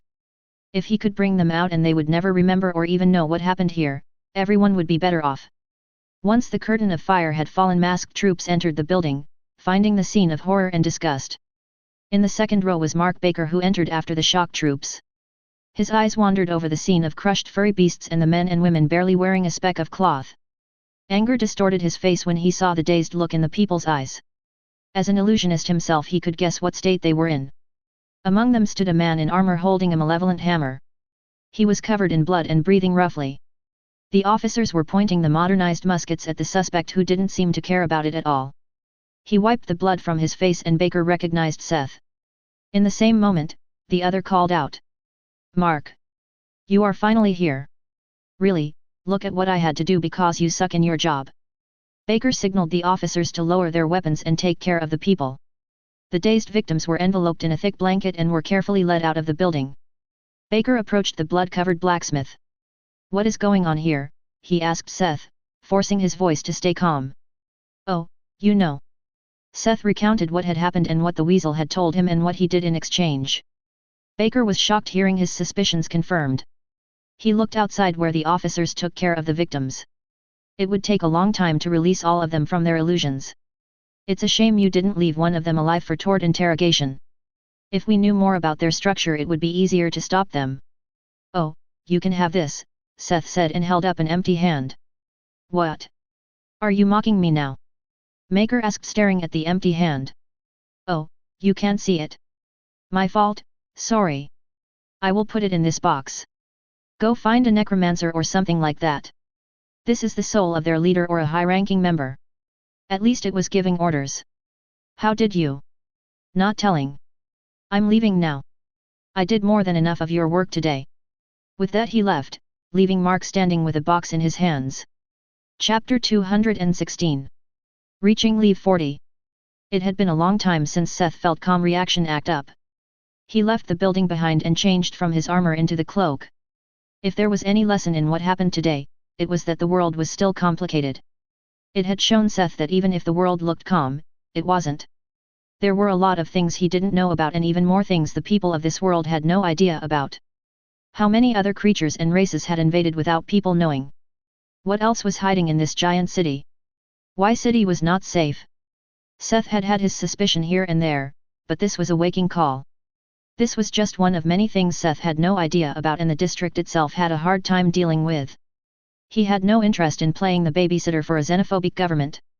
It was okay to take care of things that blatantly spit in his face, but he really didn't feel like becoming the hero of this place. It was time to hurry and get to Delta. There he could be a simple citizen like he had been in Aura. These were the expectations he had from a district that was managed by natives, demons, and the Krana Empire. At least stuff like these weasel things would have a much harder time doing something like this over there. He didn't tell the others when he returned to the church. There was no need for unnecessary worry. They would soon be gone anyway. "Did you calm down, yet?" Alzalsa had kept silent the whole time. She was the only one in their group that knew what had happened. Although hasty, she agreed with his actions. It was also good that he came in contact with this side of the world on a smaller scale. The Lich had seen a lot of terrible things in her life, and she was convinced that Earth would not get around experiencing those things. The world itself already seemed very unique, but there was an uncountable number of unpredictable races with unpredictable magics and skills waiting to enter his place. The next day Seth finally set a date of departure. He wanted to reach Leave 40 in the next week and depart from Y City in the week after. In preparation, he locked himself up in the smithy. Originally, he wanted to go at things slowly, which would have allowed him to save some of the more expensive items for later. Instead, he did these things now. First was a new staff for Allison. Although he had made the storm collar, she could only use it after reaching Leave 40. He was forced to use the materials he had ordered to make a staff. At least Evie would be able to use this item after Allison changed to the storm collar. For Allison's staff, he had originally ordered a monocrystal and piece of treant wood. Both were rare materials and not cheap. Both materials had a high affinity for magic, but no strong elemental properties. Following his experience with the storm collar, Seth made the new staff with a similar style. The only difference was the way the wood grasped the monocrystal. It looked much more organic, and the staff ended in a unified tip. Unlike the staff, Seth went ahead and used the method of making a soul armament first before infusing it into the item to enchant it. He could not do this before because the storm sphere already had an enchantment and he did not want the enchantments to interfere with each other.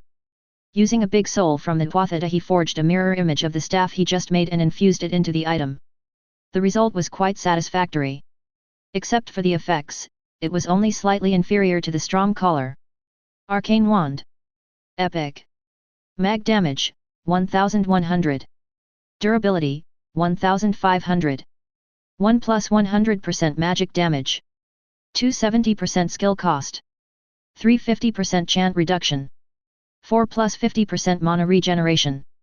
5 generates active skill, mana drain. 6 plus 15% chance to add a random curse to an attack. 7 plus 400 mana.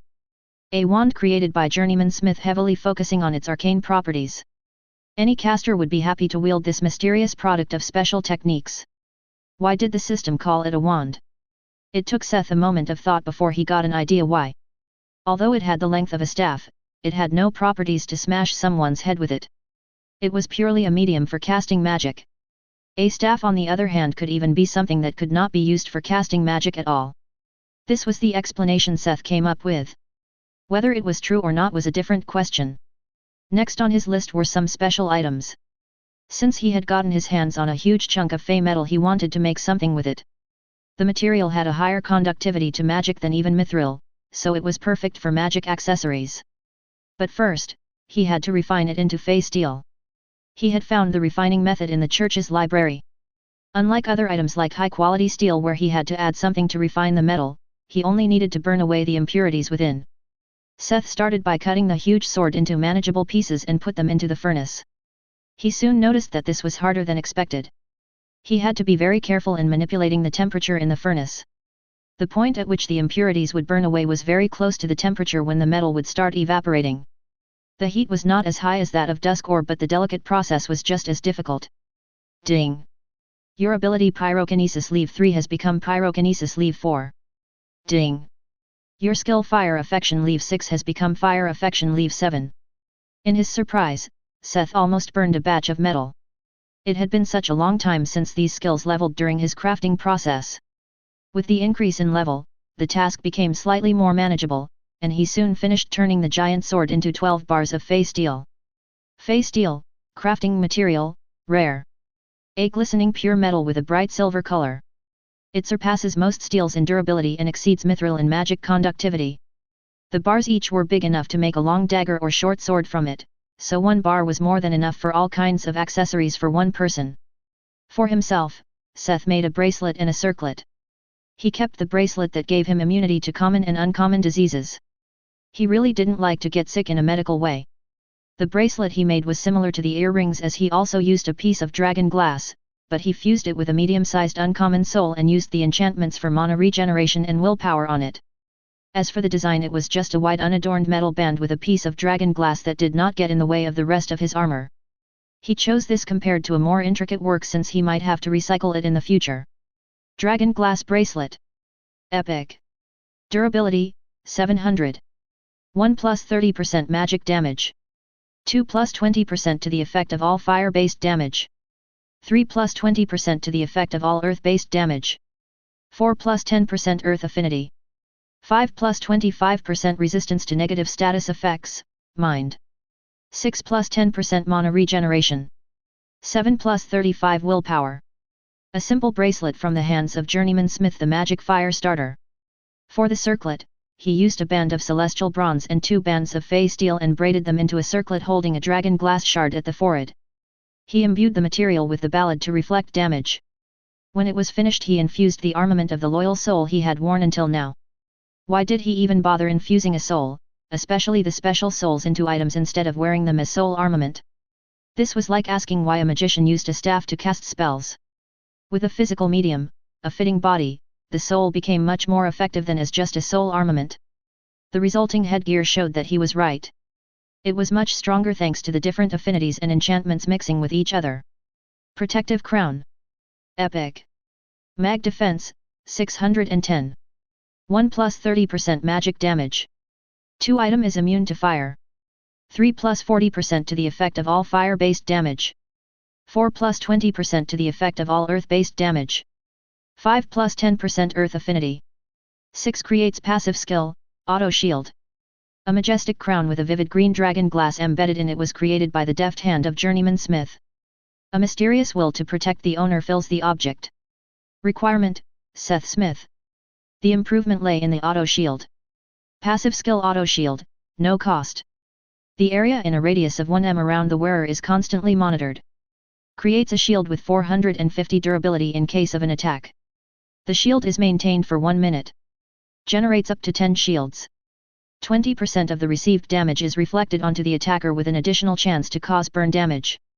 He made similar bracelets and circlets for the caster girls before they set off to level up. The following week was dominated by dungeon dives into high-level dungeons. They fought monsters of rising strength, often 10 or more levels above them. Supported was this endeavor not just by Seth's equipment.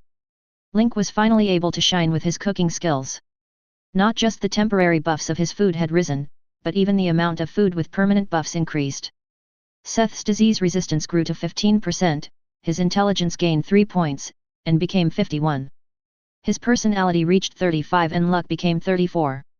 The reason why his main stats did not grow was that they were already too high for the gourmet hunter's food. Allison and Evie on the other hand were able to benefit greatly from the food. The first had a terribly imbalanced build while Evie still had a lower level, as such her stats were not yet over the top. If they wanted to make food that could benefit their main attributes, they needed ingredients from special monsters or wait for the hunter's skill to grow further. He could reliably make uncommon meals with permanent effect from uncommon ingredients, but he could not yet process rare ingredients or make a rare meal with uncommon ingredients. The potions Evie and Allison brewed were also no small part of the reason they could pull through. They had made so many potions that permanently doped during the fights. Stamina potion, mana potion, and health potion kept them going as if they were tireless undead. Speed potion, strength potion, magic potion, all their attributes and stats were through the roof. Even without Puffles, who had not left the pet space or spoken to him since their last dungeon dive, they plowed through hordes of enemies. Evie grew into the role of healer, potion station, and debuff specialist. Her hexes often reached the monsters before a bolt or arrow could hit them. They spent a lot of time in the dungeon and Seth had little chance to work on his skills during this time. It was a nice change at the start, but he soon started to miss the time in the smithy. His class had thoroughly taken root in his heart. When Allison reached level 40, her power went through the roof with her new staff. And the arcane wand went over into Evie's hands. With the new power, their leveling speed became even faster. The next day Seth also reached level 40. There were no great changes, except for the new system rights, which were more inventory space and home call. Home call, no cost. You can teleport to a settlement registered as your home once a day. It was literally the option to fast travel home, like in old MMOs. Now they had a failsafe for their journey. His walking technique and weapon mastery had also leveled up in the last few days. By the end of the week, Seth reached level 42 when Evie also finally reached level 40. The title that granted her 15% bonus experience played a big role in the speed she caught up to the others.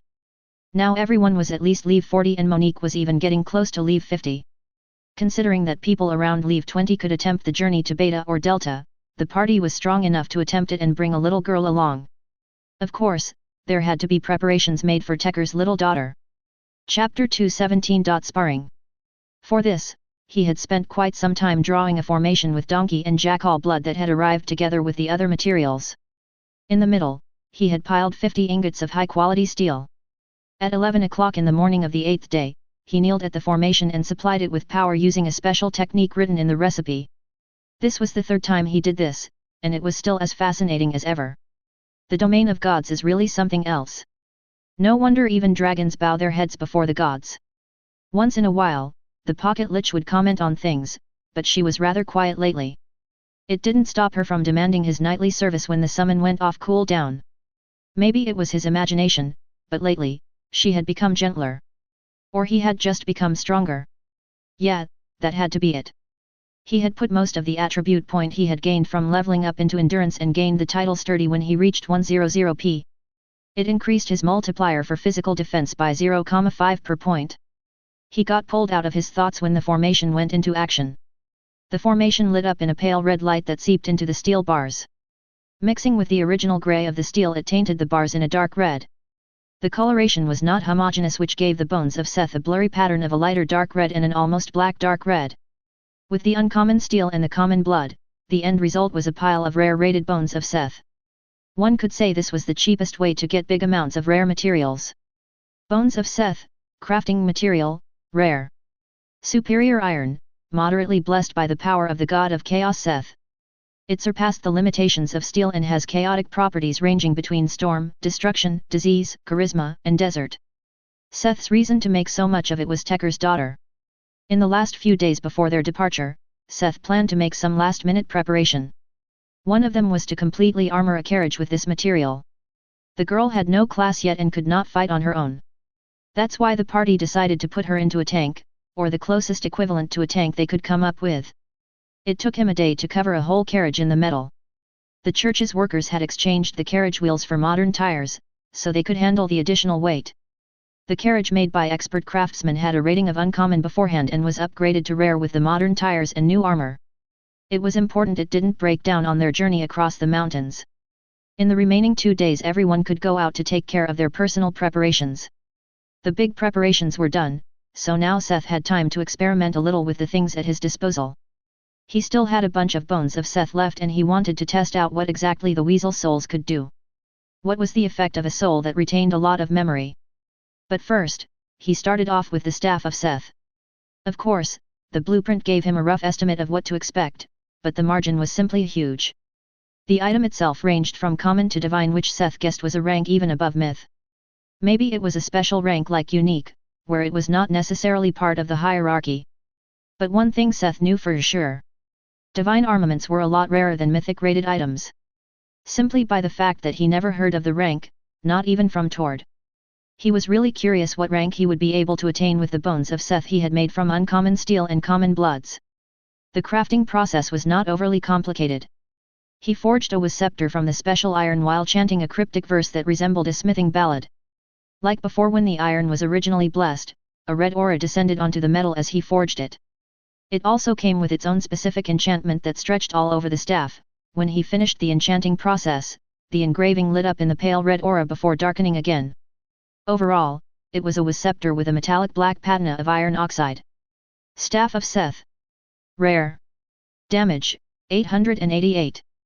Mag damage 400. Durability, 5000. 1 blunt damage is multiplied by 10x. 2 plus 200% damage against gods and the divine. 3 plus 150% to stun the opponent. 4 plus 70% magic damage. A cheap copy of a god's divine armament created by the hands of journeyman smith. Despite being but a mere mirror image of the actual artifact, its power should not be underestimated. Requirement, Blessing of Seth. For those who don't meet the requirements, this staff will become unbearably heavy and unwieldable. Although it was just a rare version of the scepter, it had some terrifying effects. The most surprising was the incredibly high durability the material had. After finishing the staff, he went for sparring with the rest of the party. Monique and Jonah were diligent and hardworking and spent most of their time in the training room. Seth guessed he would learn the most about wielding a staff by sparring with a master of the spear. Monique was in the middle of going through different spear stances and fighting imaginary opponents. Her breathing was heavy and sweat was flying with every fast movement. It did not lessen her beauty the slightest, it even increased it. Seth watched her with a blank expression until she was done and called out to him. "Boss, you came for sparring?" she asked, looking at the long hard staff in his hand. "Oh," he said with a slight regret before he came back to his senses. "Oh yeah. I wanted to test this new weapon a little. Can I try it for a moment?" she asked, interested. Okay. Try it. Let's see if you can. Be careful," he answered. He wanted to see her reaction when he lent her the staff. The moment she grasped the scepter, it slipped out of her hands with a flustered face. With a bright clang, it fell on the ground. She blushed slightly and tried to pick it up but could not lift it even a little bit off the ground. Seth watched her for a moment before she explained the situation with a mischievous smile. "Meanie," she punched his shoulder light and turned away, pouting. Sometimes she acted surprisingly innocent. He picked up the staff and got into position. But Monique said rigorously, "No. I'm not sparring with you until you apologized." Seth had to spend a few minutes to coax the pouty powerhouse to spar with him. They started off with slow sets of movements and slowly became faster. The option of increasing the blunt damage had a great effect. Even during sparring, Monique had a hard time blocking the staff with her spear. They were currently sparring without any other equipment, and he could theoretically pressure someone almost 10 levels higher with the staff. Of course, this was only because of sparring. If this was a serious fight, she could easily overwhelm him without his items. They sparred until it was time for dinner. They had almost forgotten time. They went for a shower and joined the rest of the party in the canteen. Even Evie and Allison were here today, instead of locking themselves up in the laboratory. It was nice seeing that everyone actually relaxed a little in these last 2 days. Tomorrow was their last day in Y City. Seth was glad they could leave behind this powder keg. Chapter 218. Somewhere else, 3. Someone else was also working hard this week. Mark Baker's blood was boiling. He was not offended by the blacksmith's harsh reaction. He himself was seething that something like this could happen right under their noses. He knew about the incidents with the weapons, but they had no idea about the scale of the situation. Right now, they were hard-pressed to follow the leads Seth had given them, and they found them at the crime scene. Mark believed Seth, and they spent a small fortune to invite the strongest necromancer-type player in Y City. He was the vice leader of the second strongest independent guild and was called the Corpse Slaver by the general populace. His true name was Nathan Stale. This was a name only mentioned behind closed doors. Few people liked the monikers they were given, and he was no exception. Considering his position, it took quite a bit of negotiation to invite him. He only agreed when they let him in on the reason why they needed him. It was not because he was touched by the terrible fate of those commoners. But having his name mentioned in a good light, once this case was solved, would be a great boost for his image and that of their guild. Necromancers in general were the class closest to handling souls. The common necromancer would summon small souls or parts of souls from the afterlife and seal them into the bodies of the dead to create undead. Nathan's class was called the Soul Puppeteer. On top of the main skills of a generic necromancer, he could see souls and had skills for enslaving the souls of his freshly deceased victims. He could seal the souls of monsters he killed back into their bodies. The resulting undead were a lot stronger thanks to their intelligence and ability to use their skills. Enslaving souls also came with reading their memories. Sometimes he would even be able to learn skills through this. With his help, the Hunters Association should have been able to determine the existence of the souls Seth had given them and read out the memories of the souls. He arrived at the HQ in his full battle gear. A dark robe leaving shadow-like fog trails wherever he went and dark purple accents. His staff looked like pitch-black marble with a rose-colored crystal at the top. It fit his looks of a 45-year-old regal man with a trimmed and proper full beard. His looks explained why people called him the Corpse Slaver. Maybe it was also the fact that his undead beasts and humanoids were semi-sentient and were known to moan and cry in pain and anguish. He met Baker in a meeting room where a small chest was sitting on the table. After a short greeting, Mark opened the chest and the necromancer's eyes widened. "Where did you get this? This is the most complete soul I have ever seen outside of a body. The origin is a secret. Can you read the memories?" "PFF, of course, I can." Although he was very interested in the origins, he knew that Baker would not tell him anything. It was already really hard to get some information about the case before he agreed to help. He cast the enslavement magic to take control of the soul, but there was way too much information when he wanted to mind read it. There was a whole life rushing past his eyes. A completely different world, society, experiences, magic. He almost threw up when he finally managed to break away from the connection. We have to do this differently. There is too much information to sift through. He told Baker what he managed to learn, but they needed a different approach if they wanted targeted information. Bring me a recently deceased corpse. I should be able to make a mindless servant with this that and answer your questions. Mark had a complicated expression but agreed. They brought the corpse of a criminal who had died in a gang war outside the safe zone. Nathan was not fussy about it and shoved the soul into the mouth of the corpse. He then continued to cast his skills and spells. He put quite some effort into preserving the sentience of the soul, so the undead could speak, understand, and answer. When he finished, the cloudy eyes of the zombie flipped open with a dazed gaze. On Nathan's commands, the corpse stood up. It's ready. Ask it anything you want. In the following hours, the Hunters Association found out a lot about the Weasel Society, their infrastructure, and overall makeup. Under the questions of interrogation specialists, they found out everything there could be. Based on this, the whole staff got into action to create contingency plans and measures to find these beasts. It was time for a purge. Delta. A diverse group of foreign adventurers left the local church building. With big sparkling eyes and the fascination of a little child, they looked at the massive buildings reaching for the skies. Two people, a big figure, a small figure, and a tiny figure were walking along the street gawking into the skies. They took in all the new sights and sounds. The delectable smells of street food made their mouths water. Are you sure he will come here? Yes, I heard it from Simon that he planned to come here. That's great. Do you think he will be surprised? Definitely. Should we try a dungeon to see if we can deal with this world? The 5 people were pumped to explore this new world. No man's land. A figure smashed into a landscape dominated by old ruins. Ruins much older than the apocalypse. The remnants of the cities that were abandoned after the foundation of the districts. Who are you? What are you? She groaned. She had roamed the no-man's land between the districts and hunted monsters to increase her strength. Her level was just a smidgen away from level 50. She had not dared to get close to humans after she got rid of her uncle. Above her in the air stood a human levitating. He wore floating foreign robes and wore a smug smile. This person had suddenly attacked her.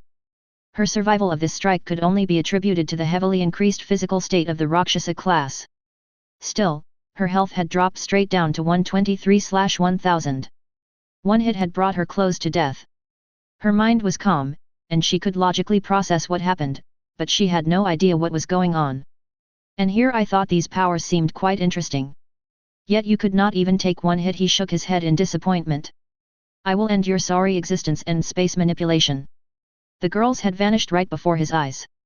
After reaching Leave 40 she had visited Y City and set it as her home.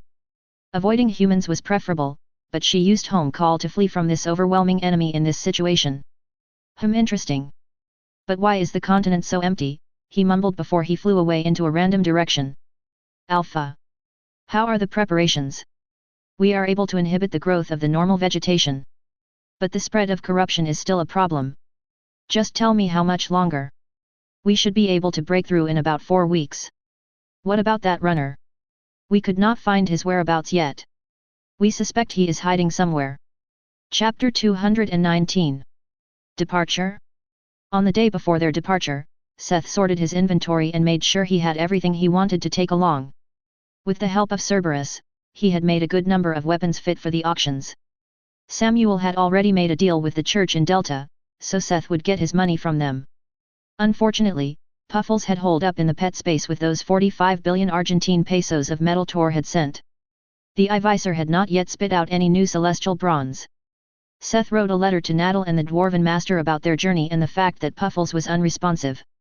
Before he left Y City once and for all he wanted to test out those weasel souls and see what their effect was. As he thought about what to do his eyes fell on the rest of the newt leather from Jonah's armor. It was enough left to make himself a nice belt. Like this, he could substitute the loss in additional health regeneration from changing his necklace. Seth used some of the fey steel for the buckle and cut a strap of leather for the belt. Seth did not bother making something fancy, because in the end, it was mostly a way to test the weasel soul. The belt without anything was a rare item simply because of the materials used. He made an identical belt from a weasel soul and enchanted it with strength and agility. The result came as a great surprise to Seth. Charismatic Nude Tail. Epic. Mag Defense, 150.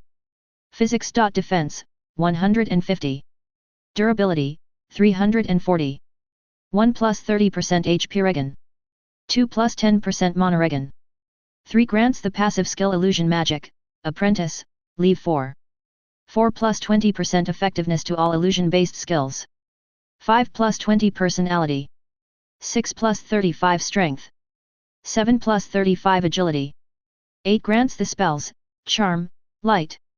A belt made from the leather of the swamp newt created by the deft hands of Journeyman Smith. It is imbued with a mysterious effect that will increase your favorability. It will keep you healthy like a grandma's chicken soup and every grandma willing to make you one. Before he believed this, he needed to test it again. He made a simple ring from dwarven copper and infused it with another weasel soul. Ring of Disguise. Uncommon. Durability, 130. 1 grants the passive skill Illusion Magic, Apprentice, Leave 1. 2 grants the spell, Disguise. 3 plus 50% success chance for the spell Disguise. A mysterious ring made by Journeyman Smith. It has some peculiar abilities. It was true. These souls could actually grant the skills of their owners. Until now an item would only grant a skill under very special conditions and often only in conjuncture with the enchantments. With this he could, no he shouldn't think about it in this way. He would not become a homicidal maniac to collect skills. But it didn't mean he could keep an eye out. What skills would monster souls give after he harvested them this way? Could he also strengthen souls and like this and gain various effects this way? He could collect skills he lacked in his class and maybe puzzle them together in one soul? This was really interesting. The only downside was that he needed to get the mob very close to death to harvest the soul. It was not sure that souls harvested from undead had the same effect. Undead were normally quite dumb and had few skills or memories. Seth shook his head. It was not the time to daydream. He still wanted to sort out his inventory and then visit the market again. As Seth sifted through the things in his inventory, he found the box with item boxes from the weasel beasts. Back then he had simply thrown these into a chest and put them away in his inventory. There were about 50 to 60 item boxes. Most of them had some system currency and credits. Besides money there were some books and weapons. The last items were just constructs that would vanish after some time. He would give these books to Allison, maybe she could use them for something. Although there were no valuable items, the currency added up to 200 gold and about 3 million credits. These things had really made the people bleed. They should really give back a little. Seth had another 17 weasel souls. He used 7 to strengthen the one in his belt. The level of the illusion magic rose to 7, additional personality became 40, and effectiveness of illusion-based skills became 25%. The spells Appease Humanoids, Appease Beasts, and Provoke were also added. He made another 10 rings with the rest of the souls. They all were similar in the way that they granted illusion magic and a spell. Instead of directly infusing them he turned them into soul armament and enchanted them with intelligence plus 35. Was it a waste of souls? Maybe. But Seth actually had little will to really use the souls of these things for himself or his party. It felt grimy. It was better if he got rid of these souls and helped the people of Y City with it. It was like a farewell gift. He used the dwarven copper for these rings and most came out uncommon. Some were even rare. It depended on the skills they granted. Spells like Disguise and Appease were most often. In Seth's opinion it was not so much about the spells granted, but about the skill Illusion Magic. This enabled the wearer to learn the spells themselves. Maybe they could even get the magic spell if they used it often enough. Being able to deceive your opponent or cast a mirage was always a good card in one's arsenal. It did not take long to make these simple rings. It was still early noon. Seth had lunch and left the church. Besides the cloak, he also used one of the disguise rings. Coupled with the skill level of his belt he could easily hide his features. This time Seth visited a different market. He paid the fee and spread out a blanket on the ground. He put down 15 rings before him and put down a black fabric in them so nobody could cheat with appraisal skills. Next, he up a few signs. Ring Gotcha. 30% chance for uncommon, 5% chance for rare. Sale. 5 silver or 5,000 credits per try. 1 try per person. No money-back guarantee. Now he was more of a shady than a mysterious merchant. But that was good, too. People soon started to gather around his little stall. And like he had expected, many of them were appraised that saw their chance. Even though they could not cheat, they could sell their skill to the customers to appraise their purchase. But people were skeptical, and nobody wanted to be the first. Very first customer gets to try for 2 silvers, Seth said, annoyed at the hesitance. Me. Seth pointed at someone in dirty clothes and some bandaged wounds. He had not jumped forward when he mentioned the discount, but his face had slightly lit up with hope.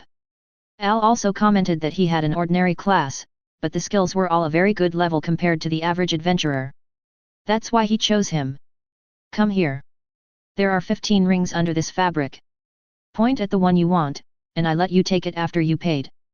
With a shaky hand, he gave Seth 2 smudgy silver coins and pointed at one at the corner of the field.